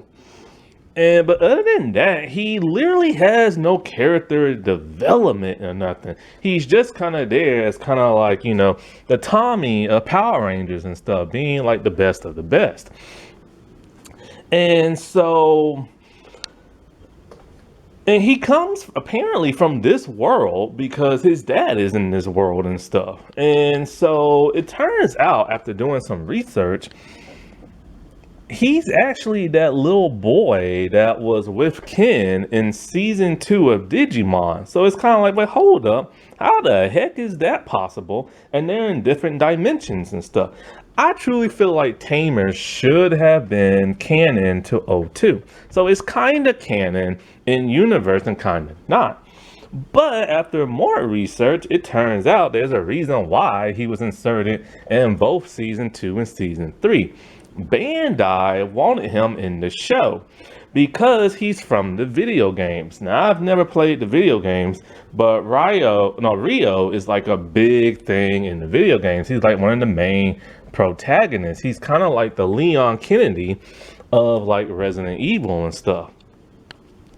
And so apparently he's just bopping around dimensions and stuff like that, going to different digital worlds and or universes and doing his thing there. So I don't know what his true origin is or where truly he was born, like which universe, because like I said before, they show his father or a father figure looking person in like, you know, the series. And his Digimon disappears with everybody else's at the very finale. So it's interesting but unnecessary and stuff. You know, with Rio, I really wish that when he was in the digital world, he could have just said one throwaway line of, oh yeah, like, you know, this is like a different digital world than the last one I was in. I've been going through like the dimensions and everything, or I was in this one digital land in like a desert with this little kid named Ken and everything, just to tie in to season 2, because technically if that is him, and yes, it is him from season 2, that mysterious boy with no dialogue and no name, they could have said like something, you know what I'm saying? The Devas, I think there's 12 of them because they're based on the Chinese calendar. So they're whichever animal lands on, like, you know, that month, that's what a Deva is and stuff. And this could be more of that, what was it? Not a head writer, like a executive producer or something like that, wanted to incorporate more like, you know, cultures and stuff in Chinese, like, you know, mythology. Because I remember in season 2, there was a Yoli episode where she met Sora's father. And he was telling her about like a Chinese deity or something like that. And that episode got banned in another Asian country because they don't like to hear about Chinese influence of any kind. And so, of course, Henry, like I said before, is half Chinese and Japanese. Because they really push for like, you know, some type of like interracial like character. And so the Devas are like 12 Digimon based on animals, and they are extremely strong. I think they're in their ultimate levels, I believe, and some are in their mega. And so, like Susie, she has a Deva, the bunny one and stuff. But pretty much they are all evil except for Lotmon, and they serve that of the sovereigns. So the sovereigns are kind of the main bad guys of Act 2. Kinda. We know the Devas serve them, and the Devas are all evil. The Devas come to Earth because they hate human and humanity, because they say there's something in the human world that's killing the Digimon, the digital world. So they're trying to prevent them, their people from being extinct by killing the people of Earth. And so, like, this is ordered by that of the sovereigns. But there's more than one sovereign. Turns out there's 4 of them. And Azulamon is one of them from season 2, but this isn't the same Azulamon, it's completely different. And so it turns out the sovereigns aren't evil, it's only one of them, the bird-like creature. And so, like I said before, he wants to destroy or enslave that of like the human world. But then Azulamon makes him stop and gives us once again a huge exposition like he did in season 2, where he's explaining everything that happened. And turns out the D-Reaper is actually the main villain and stuff. And so he gets like the bird like sovereign to like cool his jets and everything, stop trying to destroy the kids and actually help them out. It is the sovereigns that ask Calamon to give back the power so everybody in the digital world can digivolve to that mega level to take on the D-Reaper. So as the kids and their Digimon are doing it in the human world, they're fighting the D-Reaper in the digital world, but we never get to see it. A huge battle, and we never get to see it. Calamon is a very interesting Digimon. He just kind of appears out of nowhere, and his ears can expand. Turns out he's not a real true Digimon, but he feels like he is. See, back in the day, Digimon used to digivolve, and for whatever reason, something made them stop. Apparently, I guess they were becoming too powerful, something like that. So they put the ability, the light evolution, the Digivolve in the Callus or something like that. And so they created a Digimon to put the evolution light in that, and that was Calamon. This helps the trio Digimon to Digivolve, which is a little bit confusing. At first, it seems like they Digivolve, because see, the trio Digimon digivolved on their own at first. They didn't even need a card. But then it turns out Calamon was nearby, and he is what helped cause them digivolve. He is part of the evolution process and everything. They need Calamon, and they need a kid to help a Digimon digivolve. After this, the whole them digivolving on their own gets abandoned, and then they have to use cards to like make their Digimon digivolve. Calamon is just a really goofy, sweet, caring Digimon who only wants to play. Him and Terriermon are literally there for comedic relief because the show is so dark and grim. And so he gets captured by the Monkey Deva to go back to the digital world, but then the Monkey Deva loses him very early, and he's just wandering around the digital world acting like he doesn't know where nothing is, when he should, because he's from there. Some of the other Digimon act like they don't know where nothing is either, even though they're from there. After that, he gets recaptured and freed again, then trying to survive again, and then he makes back up with like the group. Him and Jerry and Rika are pretty much like the closest ones to him and stuff. And so he really tries to help Jerry get out her depression funk as the D-Reaper has a hold of her and stuff. But then, like I said before, he gave back the power so that all the Digimon can digivolve the Mega in the digital world. And because now he's a full-fledged Digimon, he disappears with the rest of the Digimon at the end, only to come back in the movie. Jerry and Leomon. Jerry is a very peculiar character. She is basically the punching bag for the emotional depth of this show. Because there isn't much character development, is pretty much all solely rides on her shoulders, and a little bit of Impmon's and that of Rika, and Renamon as well. They're really the only characters that ever get any true real development. And so Jerry is a very sweet, kind girl.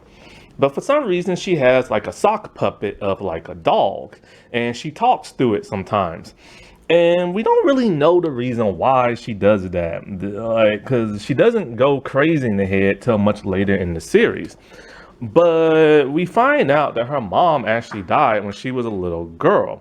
Her father tries to do the best he can, but he has a very stern, grumpy manner. In fact, when she returned back to the human world, he's all like she left on her own and she can come back home on her own. So he literally made her take like the train back to where they live, but the Kato accompanying her and stuff. So this could be why she talks with like a sock puppet, because she's probably trying to express herself and is a little bit shy and timid. But when we see her, she's not really shy, so I don't really get it. She's just a weird kid. She has a crush on Takato and he has one on her back. She pretends to not like Digimon, but it turns out she has tons of Digimon cards, because secretly she does like it. I guess because Digimon is more considered a boys game, she doesn't want nobody picking on her and stuff. So when when the trio gets like their tamers and everything, and her really loving Digimon, she wants a tamer of her own, thinking Calamon might be her Digimon, but it's not. Then she sees Leomon, and she is like infatuated with him and will not leave him alone, begging him to be like, her Digimon and this and that. And it's to the point where he's just like, no, I'm no Digimon to like a tamer. I'm a warrior, a lone warrior at that. And so he leaves her and she gets a little sad and depressed, only to come back to help her out when she's in danger from like a Deva or something like that. And then he becomes her partner, and she is just floored and happy and stuff. And it's kind of like, she reminds me of a kid that says a cartoon or a television show saved their life. Like, I remember there was a show called Gargoyles in America back in the day when I was growing up. Loved that show. And when I got the DVD, they had like a convention where the stars got to talk to like the fans, and a lot of the fans kept saying, they related to gargoyles. And this show saved their life as a kid because they felt like they wasn't alone, because they felt like they was an outcast as well. And so this reminds me of Jerry and everything. So while in the digital world, her and Rika actually start to bond, which is interesting because Rika's very much a tomboy and very rude to all the guys. But then when Jerry starts to act kind of silly in the head or sad in the head, this is when Rika starts to be mean to her. But anyway, she gets captured by this snake Digimon, and so they have to save her. She has a brilliant idea. Because the thing likes to drink milkshakes, right? So she figures, hey, if I can get this thing to drink tons of milkshakes, it'll get tired, get sleepy, and she can escape. Solid plan. Only problem is the milkshakes was made with like those data balls that like energize a Digimon. So it became super powerful, and it was really hard for everybody to beat. After this, she felt like she was stupid and she's useless in the field and everything. Then the whole Beelzemon thing happens, and he kills Leomon. After this, Jerry is never the same no more. She literally slips into like a huge thing of depression and just distances herself from everybody and doesn't really want to talk to nobody. And so they literally have to carry her to leave the digital world because she's just like out of it and everything. This is like trauma on a level I've never seen a cartoon show. Yes, technically in season 1 and a little bit of season 2, the kids had to face with the darkness surrounding their bodies, and they were sad and depressed, but that was an actual entity. This girl literally has depression and stuff like that. And it started when her mom died. This is probably, like I said before, why she has that sock puppet to help cheer herself up and everything, and why she loves animals and Digimon so much. So she feels like Everything is her fault. Like she feels like Leomon died because of her, and just all kinds of other stuff, right? And that she's just making things worse. But she gets Takato not to kill Impmon and stuff, or Beelzemon. And so while in the digital world, you don't notice this happens, but like all of a sudden she walks off, and then when she comes back, she looks completely out of it. Her skin is pale white, almost grayish. She has a slight, more depressed look on her, but in a sinister kind of way. And so you think in your head at this time she snapped and went crazy. Then when she's back in the real world, she literally won't really talk to nobody. She just looks completely and utterly out of it and stuff. And it's just like she's slipping more and more in depression. Now, on a dramatic television type level, this is like great, you know what I'm saying? And the fact that it's a cartoon is even greater. And so then all of a sudden, she starts to act kind of weird towards her brother in an evil way. Then it turns out there is something seriously wrong with this girl. And her appearance constantly keeps changing and look more and more evil. Then all of a sudden, when Takato is fighting the D-Reaper, he sees Jerry down on the ground inside the bubble of like the D-Reaper. And so when he tries to go talk to her, she's talking weird. And it's like, holy crap, the D-Reaper has possession of her and is talking through her. Then it kind of transforms her into this evil, wicked looking thing.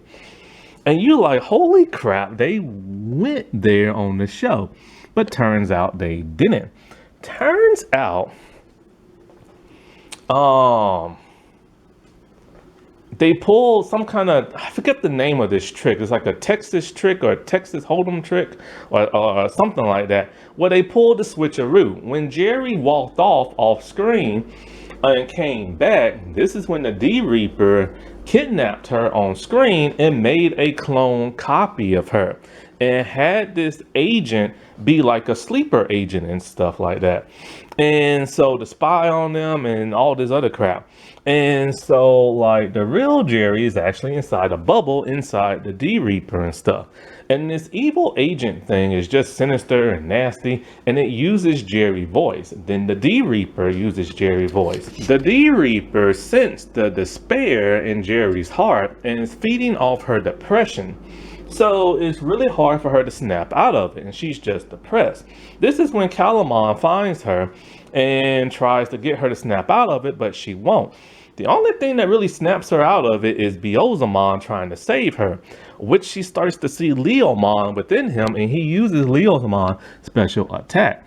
And so, like, after that, she really tries to free herself, but is unable to and stuff. And it takes the help of all the kids, especially Takato, to like rescue her and stuff. After that, we really don't know what happens to her other than her being really nice to Calamon and him being nice back to her. But then in the movie, she's completely normal again. I have to say, like, I really wish they would have went there and not done the clone thing. But nevertheless, the Jerry storyline is one of the most fascinating storylines I've ever seen in any Digimon season. You know, Jerry's father is a very interesting guy, and he's part of the reason why I don't like the direction of this whole, like, redeeming bad guy type thing. When we first see this dude, he is as mean as they come. He literally will not pick up Jerry from a different city because she ran away to the digital world, and he felt like, hey, look, if you can run away on your own, you can come back on your own. I don't care if this giant blob monster is trying to take over the city, you find your own way back home. That is so low down and everything. Then we find out, like, from him that, you know, he's a single parent and he's been trying his best to raise a girl, but it's hard because he's a guy. And, you know, he's sad over his dead wife. But then they show him really, really, really loving his child deep down inside and everything. Even to the point of trying to sacrifice his life in exchange for his daughter, for him, and he'll go inside the D Reaper and stuff like that. And it was nice to see that gradual change of him trying to go into the D Reaper and realize he's not that bad. However, I just feel like this is just them trying to redeem a bad person once again in this series. And they do that with every bad person in this series and everything. Like, it literally reminds you of that relative who is really mean, really hateful, and just downright scummy. But then they always tell you, hey, look, I only did this to you because I love you. I took a belt and beat the crap out of you because I love you and everything. You know, like I slapped you all up in the face because I love you and everything. Like, he reminds me of one of those type of guardians and stuff. Rika. Rika is also a very interesting character, both her and Renamon. When she starts off, she's antagonistic. She doesn't want nothing to do with the trio or the boys, the duo, I guess you could say.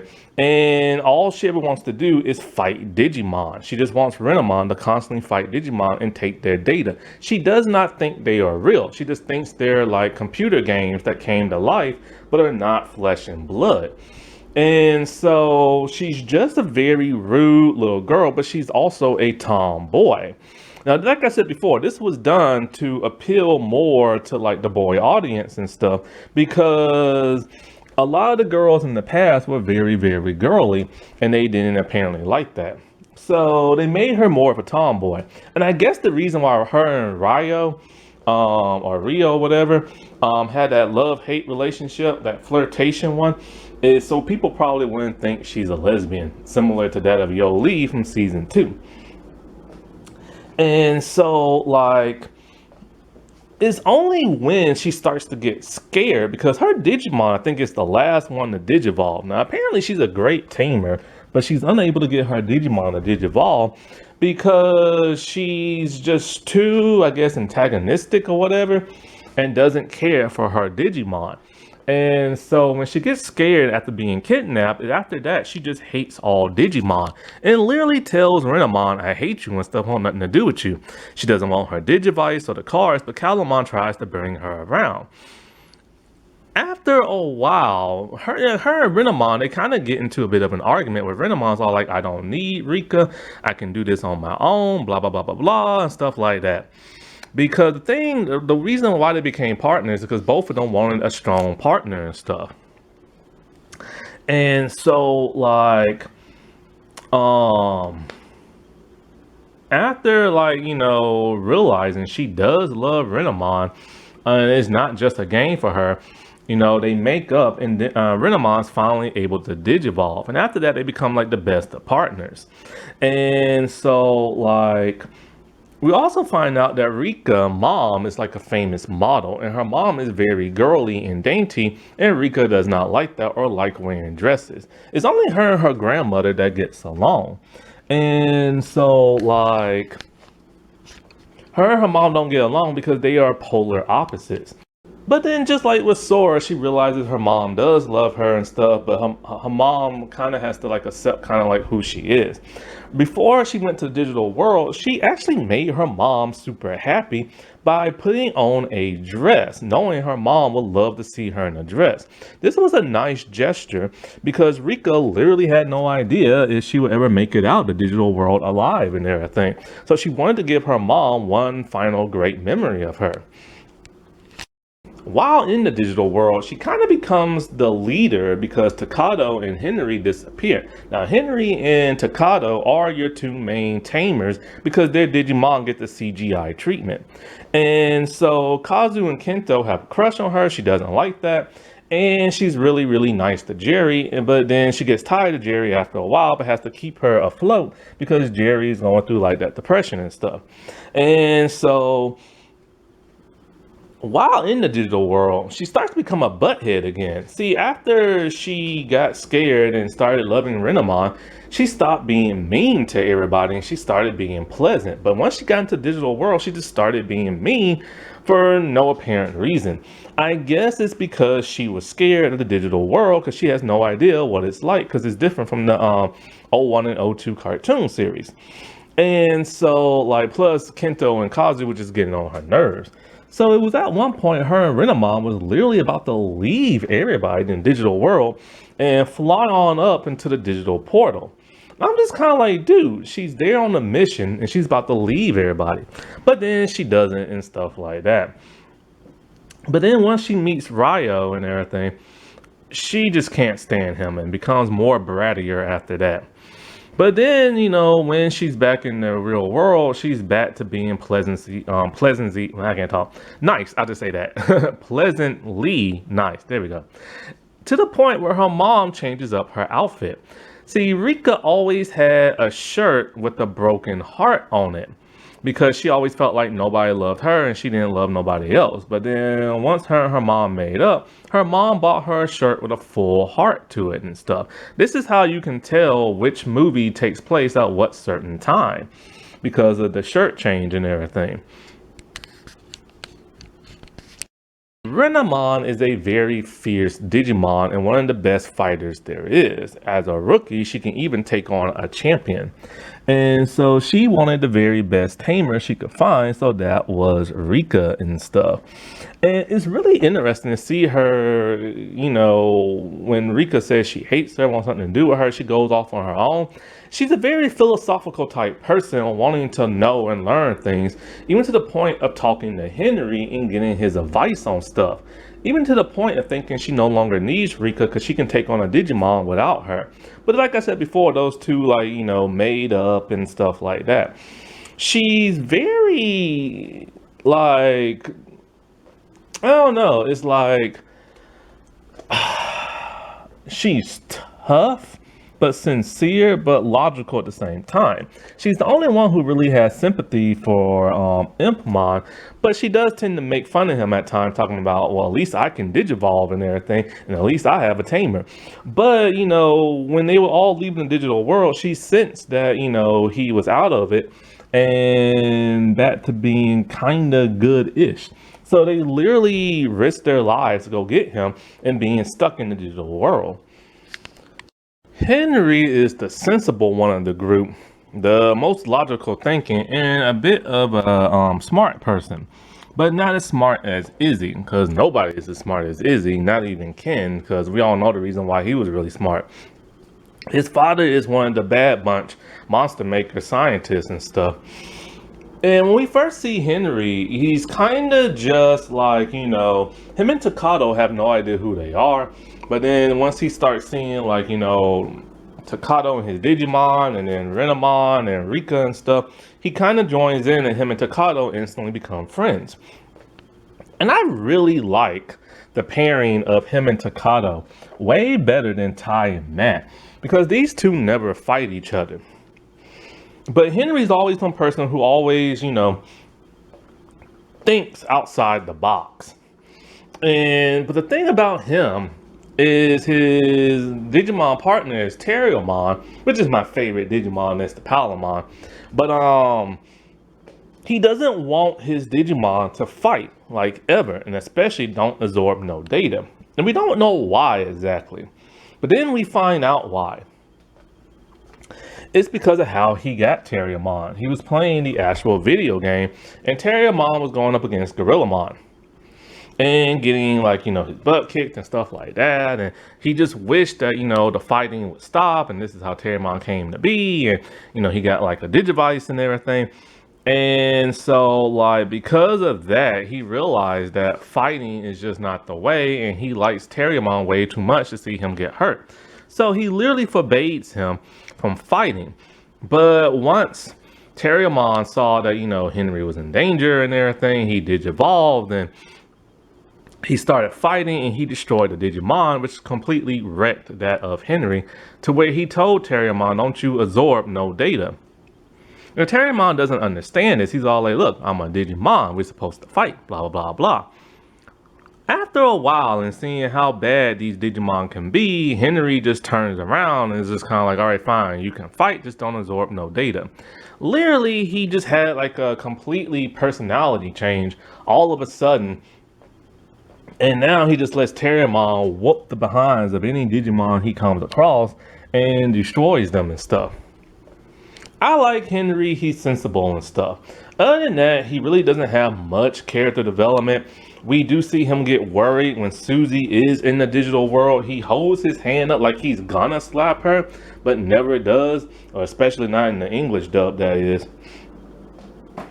And so when he's back in the real world and everything, and he finds out his dad implanted the Juggernaut program in Terriermon, he's okay because his dad lied to him, talking about how, like, they altered it and stuff like that. But then it turns out, no, they did not. In order to get rid of the D-Reaper, they had to use the full, they had to alter the Juggernaut program to send all the Digimon back to like Earth, or the digital world, because they don't belong in like the real world and stuff. Then we see Henry literally like just shakes his head at his dad as he's crying, because his dad's all like, please forgive me and everything, and he just shook his head no, like he's not gonna forgive this dude. I don't know if he actually ever did, because the first movie takes place before this, but the second movie takes place 6 months after, and I don't remember if his dad is in the second movie or not. And I was really shocked to see Henry stand his ground against his father and be like, I ain't gonna forgive you and everything. You took away my best friend, and you lied to me and stuff. Terriermon. I have loved that little bunny ever since Digimon the movie. He's voiced by the same voice actress who voices Izzy and stuff. And he's just the cutest little thing ever, and he's there for comedic relief. In the first half of the series, he's just there being silly and goofy, and like it just comes off as so natural. His phrase, of course, is momentide and everything, and he's constantly saying it, but she says it in the most adorable kind of way, man, I swear. But it gets to the point where it gets kind of irritating, like, are you saying it too much? Then in the second half of the series, he's really snappy at people. He's being kind of rude, sassy, and just all kind of little stuff, man. Like, it's like, whoa, what brought on this like personality and stuff? All his Digivolutions are from that of the movie, but slightly altered. And instead of like pellet guns and pellet bullets and stuff, now it's like laser guns when he's Garglemon, and then when he's Rapidmon, he's now green instead of gold, because they had to use the golden egg and stuff like that.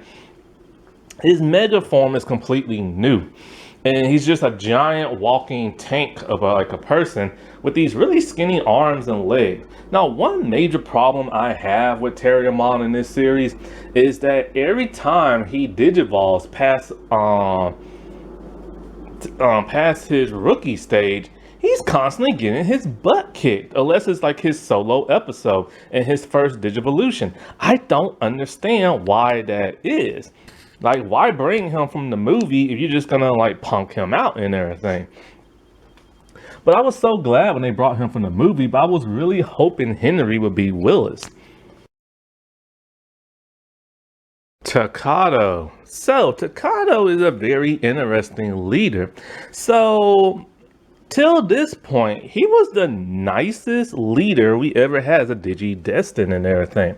Like, Tai was nice, but he had a little bit of a temperamental side and a little bit of a slightly troublemaker side, and Davis was just horrible.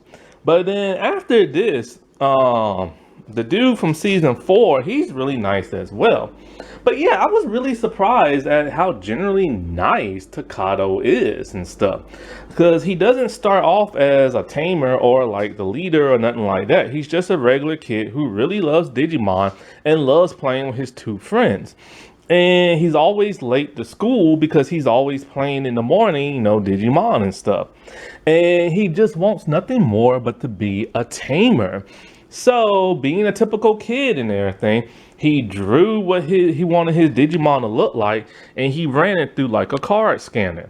And just really, really, really hoped, and of course, because this season is all about willpower, he created his own Digimon, Guilmon and stuff. And him and Guilmon became the best of best friends. And they did your typical Digimon partner type thing, trying to hide them during the day and stuff like that. which at first they started doing. Like with Henry, he just pretended like it was a stuffed animal. Renamon has the ability to kind of like disappear and phase in and out or something like that, or like some kind of chameleon thing. But you know, this dude is like your typical leader Digimon. Like, you know, he's like a lizardy type, like dinosaur type thing. And so it's hard to hide him. And so, but then after a while, you start to see them just walk around with their Digimon, like, who cares, you know what I'm saying? And people don't seem to be bothered by it. This is why I feel like it should have been canon to the first 2 seasons, but you know, whatever. And so, like, at first, he tends to be a little scared of Guillemon because, you know, he growling and looking like this and that. And he worries that Digimon, the ones he's seen so far, are pretty bad, and he's afraid his might turn out that way too. But Guillemon just like a big baby and everything. They're the best of best friends. And so, like, Takado starts to wear goggles all of a sudden.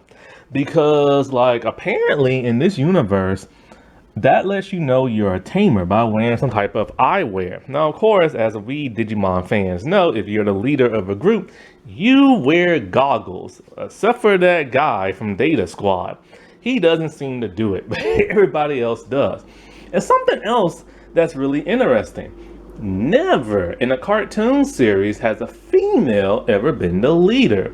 They have in like the video games, I believe, and only the females in the video game wear goggles and stuff. But I don't think there's ever been a leader female in Digimon. I haven't seen them other seasons, so I'm not really sure. And so, like, why exactly? Like, I don't understand the whole wearing shades and goggles thing in this season because it's never really explained.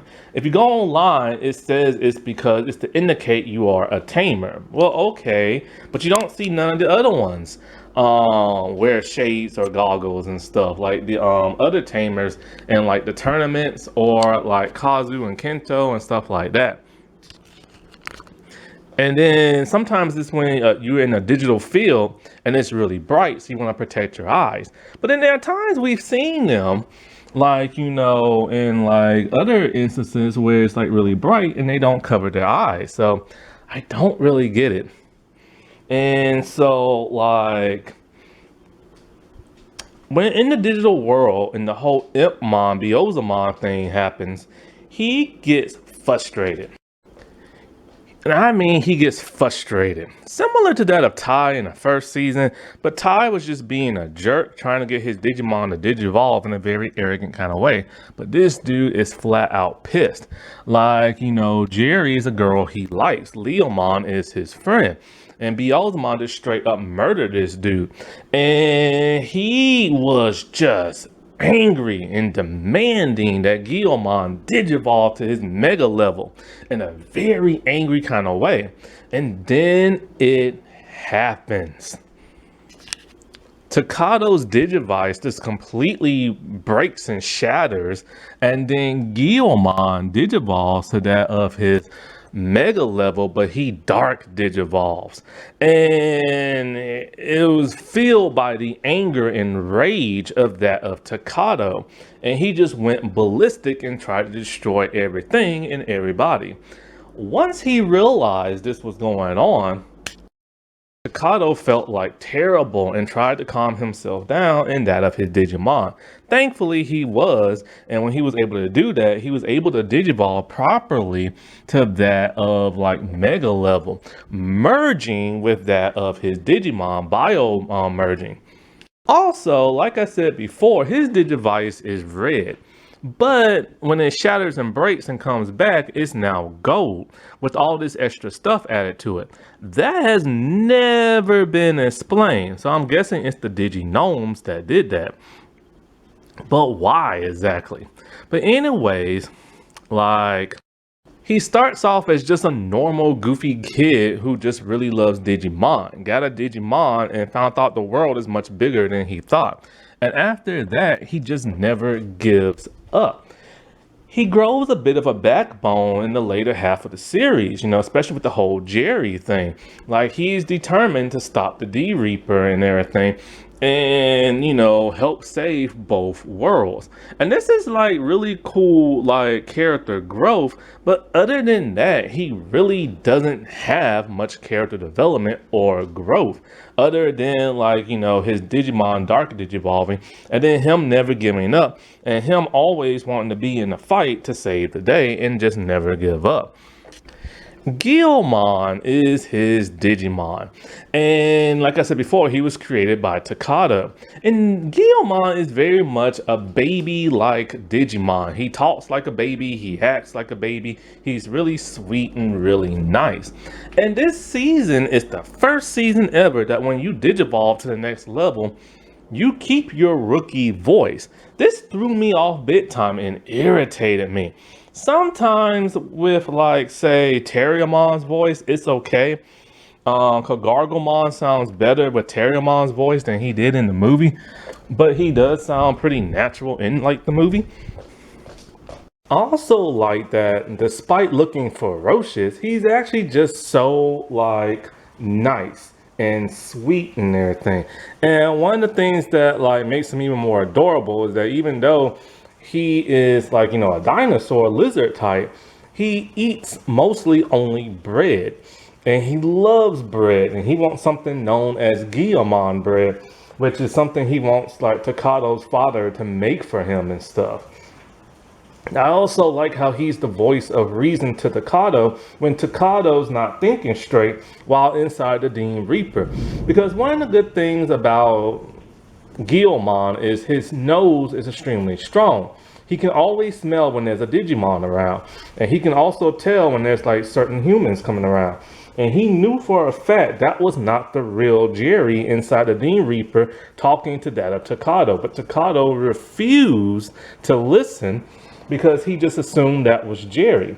And, Guilmon was constantly trying to warn him that, hey, look, man, there's something funny going on with this girl. That's not the real Jerry.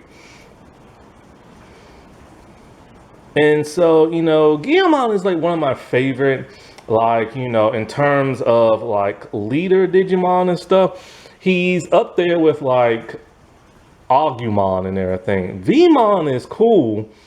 But, I don't know. The thing is that something always been weird about Vmon. It's like he's cool, but he just felt like he was just there just to be an Agumon like ripoff. You know what I'm saying?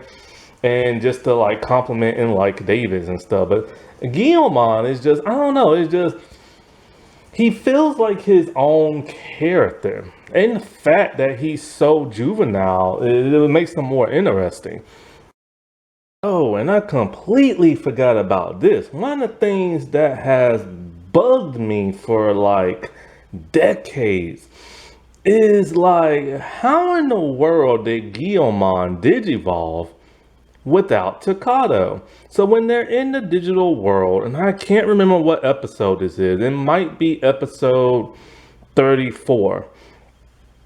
It's like they're in the digital world. Henry, Takado, and Terriermon are separated from the entire group, and all of a sudden you just see Guilmon he's already digivolved into Growlmon, and you see Kazu and Kento riding on top of him. But it's like, how? Calamon is nowhere near them, and not only that, but like Takado is nowhere near them. So technically he should have never ever digivolved. Now it has been known that Calamon can make a Digimon digivolve from a faraway distance. That's how he made Guilmon digivolve into his dark form. But once again, you need Takado there. It's like the writers forgot the main rule of like the series and stuff with the franchise. Granny is a very underdeveloped entity in the show. Basically, when the kids were in the digital world, they had to find a way out. In order to get out, you basically have to fly up into the sky. Once again, makes no sense because how were all the other Digimon able to escape from there? But anyway, so the monster makers made like Granny, this type of sub-type like, flying device or whatever, so that the kids can like go home. Well, doing this, something happened. I think Rika and Renamon almost missed the flight, and so somebody went to go get them. I forgot who it was. It might have been Rio, or it might have been Takato, but something happened with Takato, and he might have fell out or something like that. And Guillemon just begged for the device to or the vehicle to stop, and it did. And he realized that, hey, it heard me and it spoke to me and stuff like that. Anyways, once it goes back to the real world, it just disappears back into the digital world for whatever bizarre reason. It is later discovered that like one of the monster makers used the technology to make Digimon to make like Granny and everything, the artificial intelligence within like, or the circuitry within like, or the program within like the vehicle. So it has somewhat of a consciousness. So then doing the whole D-Reaper thing, they redesigned it to make it look more like a bird-like surfboard, and they changed like the color scheme and everything. After that, Takado used it in his mega form with Guillemon to basically ride it like a flying surfboard. And it's weird because he's all like, we're flying and everything, but it's kind of like, Guillemon has flown before. He had wings, so whatever. They can't remember something that happened in their own show. Then after a while, the thing Granny decided to finally talk to him. And he's all like, Takato, use me to like, modify yourself or whatever. So then he merges with the mega form of Takato and Guillemon, and then they turn red. This is, like I said before, a missed opportunity because of the simple fact you have now this man-made thing. It has artificial intelligence. It is now considered like a Digimon, and they don't explore it, and it's just kind of like, it's just whatever because they thought it was nifty and cool and probably to sell merch. The D-Reaper. This is one of the most interesting final bosses. Interesting in the sense that it had good potential, but there's something that just falls flat because they didn't go far enough, and it's not a real being. It's a computer program that has taken on life in the form of like this kind of blobbish Digimon and everything. So they stated, the Bad Batch monster makers have literally said that they did not create this. That this thing was created in the 1970s, way before they created their Digimon video game. And when you look on Wiki Fandom, I always wonder, where the heck did this thing come from? Maybe they stated it in the show and I just didn't hear it. But online, it said that it came from America. Why? Why gotta be us? So apparently the creators found this real world like computer software that was supposed to eradicate like the first malware like virus worm back in like the day, you know what I'm saying? And so they decided, okay, they're gonna keep that whole software thing that's supposed to eliminate a virus and just add it to their show. So apparently this thing is supposed to delete stuff when it exceeds its like limit or whatever. And since Digimon were getting more powerful in the digital world, it saw that as like a threat and tried to eliminate them. Then when it got to the human world, it saw the same thing. Humans have exceeded their limit in their evolution in life, and it tried to delete them. So technically it's just doing what its program is doing. Now, of course, for the show, because it's the major bad guy, they had to give it a sinister type look. At first, it's just in the form of just like a red blob, and that's literally it. And so it has stated that once it touches you, it's supposed to destroy you and delete you. This is the reason why our Digitamers and Digimon are terrified of it and stuff. However, that's not the case. We've seen it in the real world, so we never saw what it does in the digital world. That would have been nice to see, but all we get to see is what it does in like, the real world. And apparently it lied dormant for many years, and something awoke in it in the digital world. But in the real world, we see that it touches all kind of crap and it never deletes anything. In Digimon, it has touched before and they don't get deleted.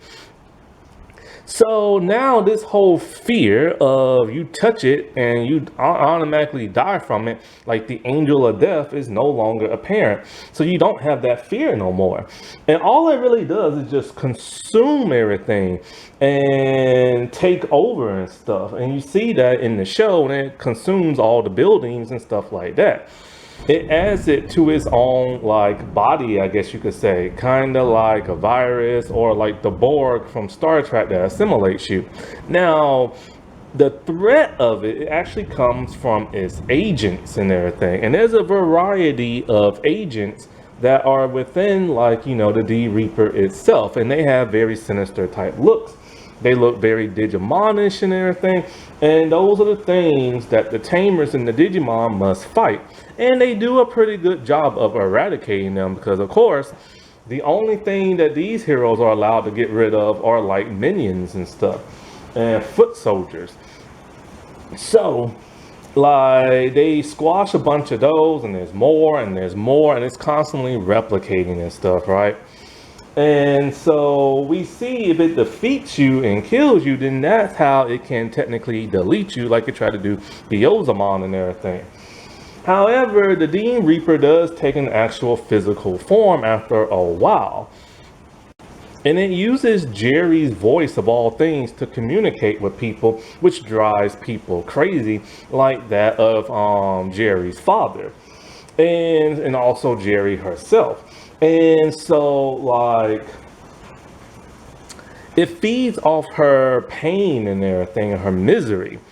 But the thing is, I always felt like they should have went further with this thing, because this thing, when talking to Jerry's dad, did not understand what a father was. And Renamon had to state, you know, Digimon don't have parents and stuff. That could have been a great opportunity for them to do some old school, like, you know, AI type stuff where the program is trying to figure out what its parents is, you know, if it's doing the right thing by trying to exterminate life and everything and contemplate its existence in this world.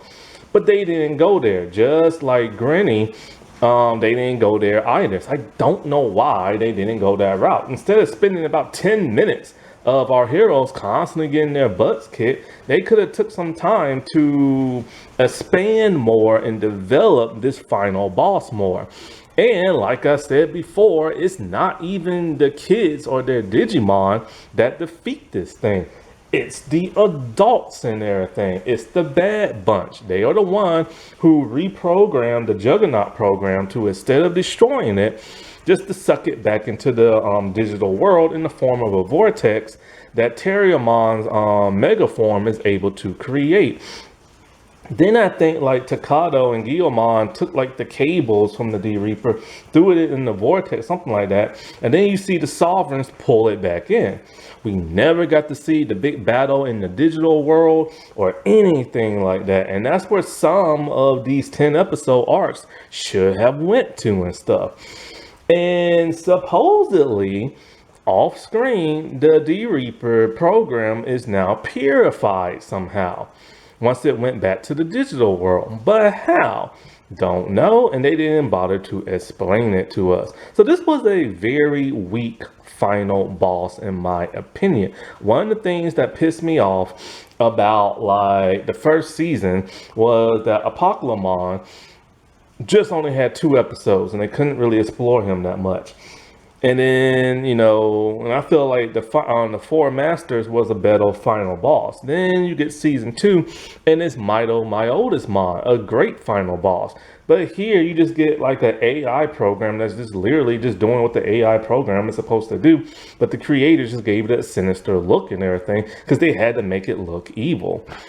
So that's my gripe of season 3, Tamers and everything. No matter how many times I watch this, I'm just not overly happy and everything. Like the first time I watched this, not only was I not happy, but I was confused. Every other time I watched this, I've just never been happy because this show is very much different from all the other Digimon shows I've ever completed watching. And, like I said before, I don't hate it by no means. It's just not my favorite and everything. And it's because, like, it's not necessarily even following formula. It's just more they should have explored certain things a heck of a lot more, I feel like. Like, it's great, and I love the fact it's dark and it's grim, but that's not enough for me to want to love something. I needed better character development. I needed characters that serve a purpose for being there and not just there because the intro was created first, or somebody drew a cute picture of a girl holding a Digivice and he thought that was a cool idea for a little kid to be in the show.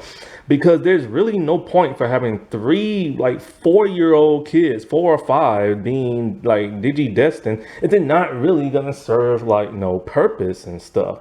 There's really no point in Kazu and Kento being in the show being tamers. They can be in the show. They can be side supporting characters. That's fine. They was perfect just like that. But making them tamers and not making them do anything was just pointless. And like, they would have made great additions to the cast because, the one with the cap, he's like, pretty arrogant, but in a fun, cool kind of way. And the other one's like shy and timid and could have used the backbone later on in the series. And so those remind me of characters like in the past. The one with the cat reminds me a little bit of Ty, a little bit of Davis, but not over the top. And the other one reminds me of Joe. You know what I'm saying? And I think that, when it comes to the three main characters, the trio, you needed more character development other than just Rika and everything. And it would have been nice to give a more interesting look into the digital world, I feel like, because this is one of the worst digital worlds I've ever seen, and no wonder so many Digimon want to leave it. However, that's another problem in the show. You constantly see in those first 20 episodes, or at least first 10, you see Digimon constantly wanting to leave the digital world, come to the human world, find a tamer so they can be stronger. But then that gets completely dropped once the Deva story arc comes into play. Now you no longer see Digimon traveling to the digital world unless they want to destroy it because they are Deva and a Deva only, but you no longer see them wanting to come here and try to find a human tamer. So what happened to that story arc angle? They just completely dropped it and everything. And that's the problem with all these story arcs. They just always end up dropping them. You have like the Digimon wanting tamers. Then you have the whole Digimon always want to fight thing, which that kind of still happened, but not the way, you think it would be. Then, of course, you have the Devas and the Sovereigns wanting to destroy the human world, only for one of them to talk them out of it. And it's just like, that's all it took with one person just to explain the whole origin of like this universe to make that other person stop. Then they go into this whole 10 episode battle with the D Reaper. That's literally just like a bunch of blasting left and right and getting their butts kicked and everything. It's just, I needed more than just that. I needed more than just action. I needed more than just darkness and grim. And I needed less adults and everything. The Bad Bunch Monster Makers only should have been in a handful of episodes. Because once you get to the third story arc, it's just them after them after them again. And we didn't need this. This is a show about teens and kids fighting like monsters and stuff. Then there is the military presence with the Hypnos project people. It's like either you make them bad guys or you make them anti-heroes or you make them heroes, but don't try to make them all three and everything. And then if you do that, don't do the same thing with the actual bad guys in the digital world. And I could have used less of them and everything, because it just felt like they was taking over the show. Because it really felt like the head writer didn't want to make a show about a bunch of kids being heroes and everything. He tried to get away from that, and like, because that was more the sillier aspects of season 1 and 2. He started focusing more on the adults. And not only that, but he couldn't commit to an actual real bad guy. Every bad person did what they did because they felt it was something they needed to do in everything. They felt like they needed to exterminate the Digimon because the Digimon was dangerous. But the reason why the Digimon was dangerous is because they thought the humans were dangerous and everything. And the reason why I thought the humans were dangerous is because of that program. But the program was just created just to get rid of a virus and everything. It just happened to go into the digital world and get corrupted and everything. And it's like he couldn't commit to an actual bad guy because the head creator doesn't like political correctness and cancel culture and everything. And, I've never trusted no man who does not like cancel culture. It's almost like, okay, you can do bad and you can keep doing bad, but you can't be punished for it. And that's literally what has happened to every bad guy in this show. They do bad and they're never punished for it. Ipmon, Hamaki, the Sovereigns, and of course the D-Reaper and everything. They all get redeemed some way or another. Now, if this is your favorite and everything, like, don't let me knock it for you. You know what I'm saying? It's just not my favorite, but I'm trying to give you a perspective of why I don't like it and why I don't consider it to be the greatest of all time. It is actually a very flawed season, just not in the same flaws as season 2. Season 2 had continuity problems in it.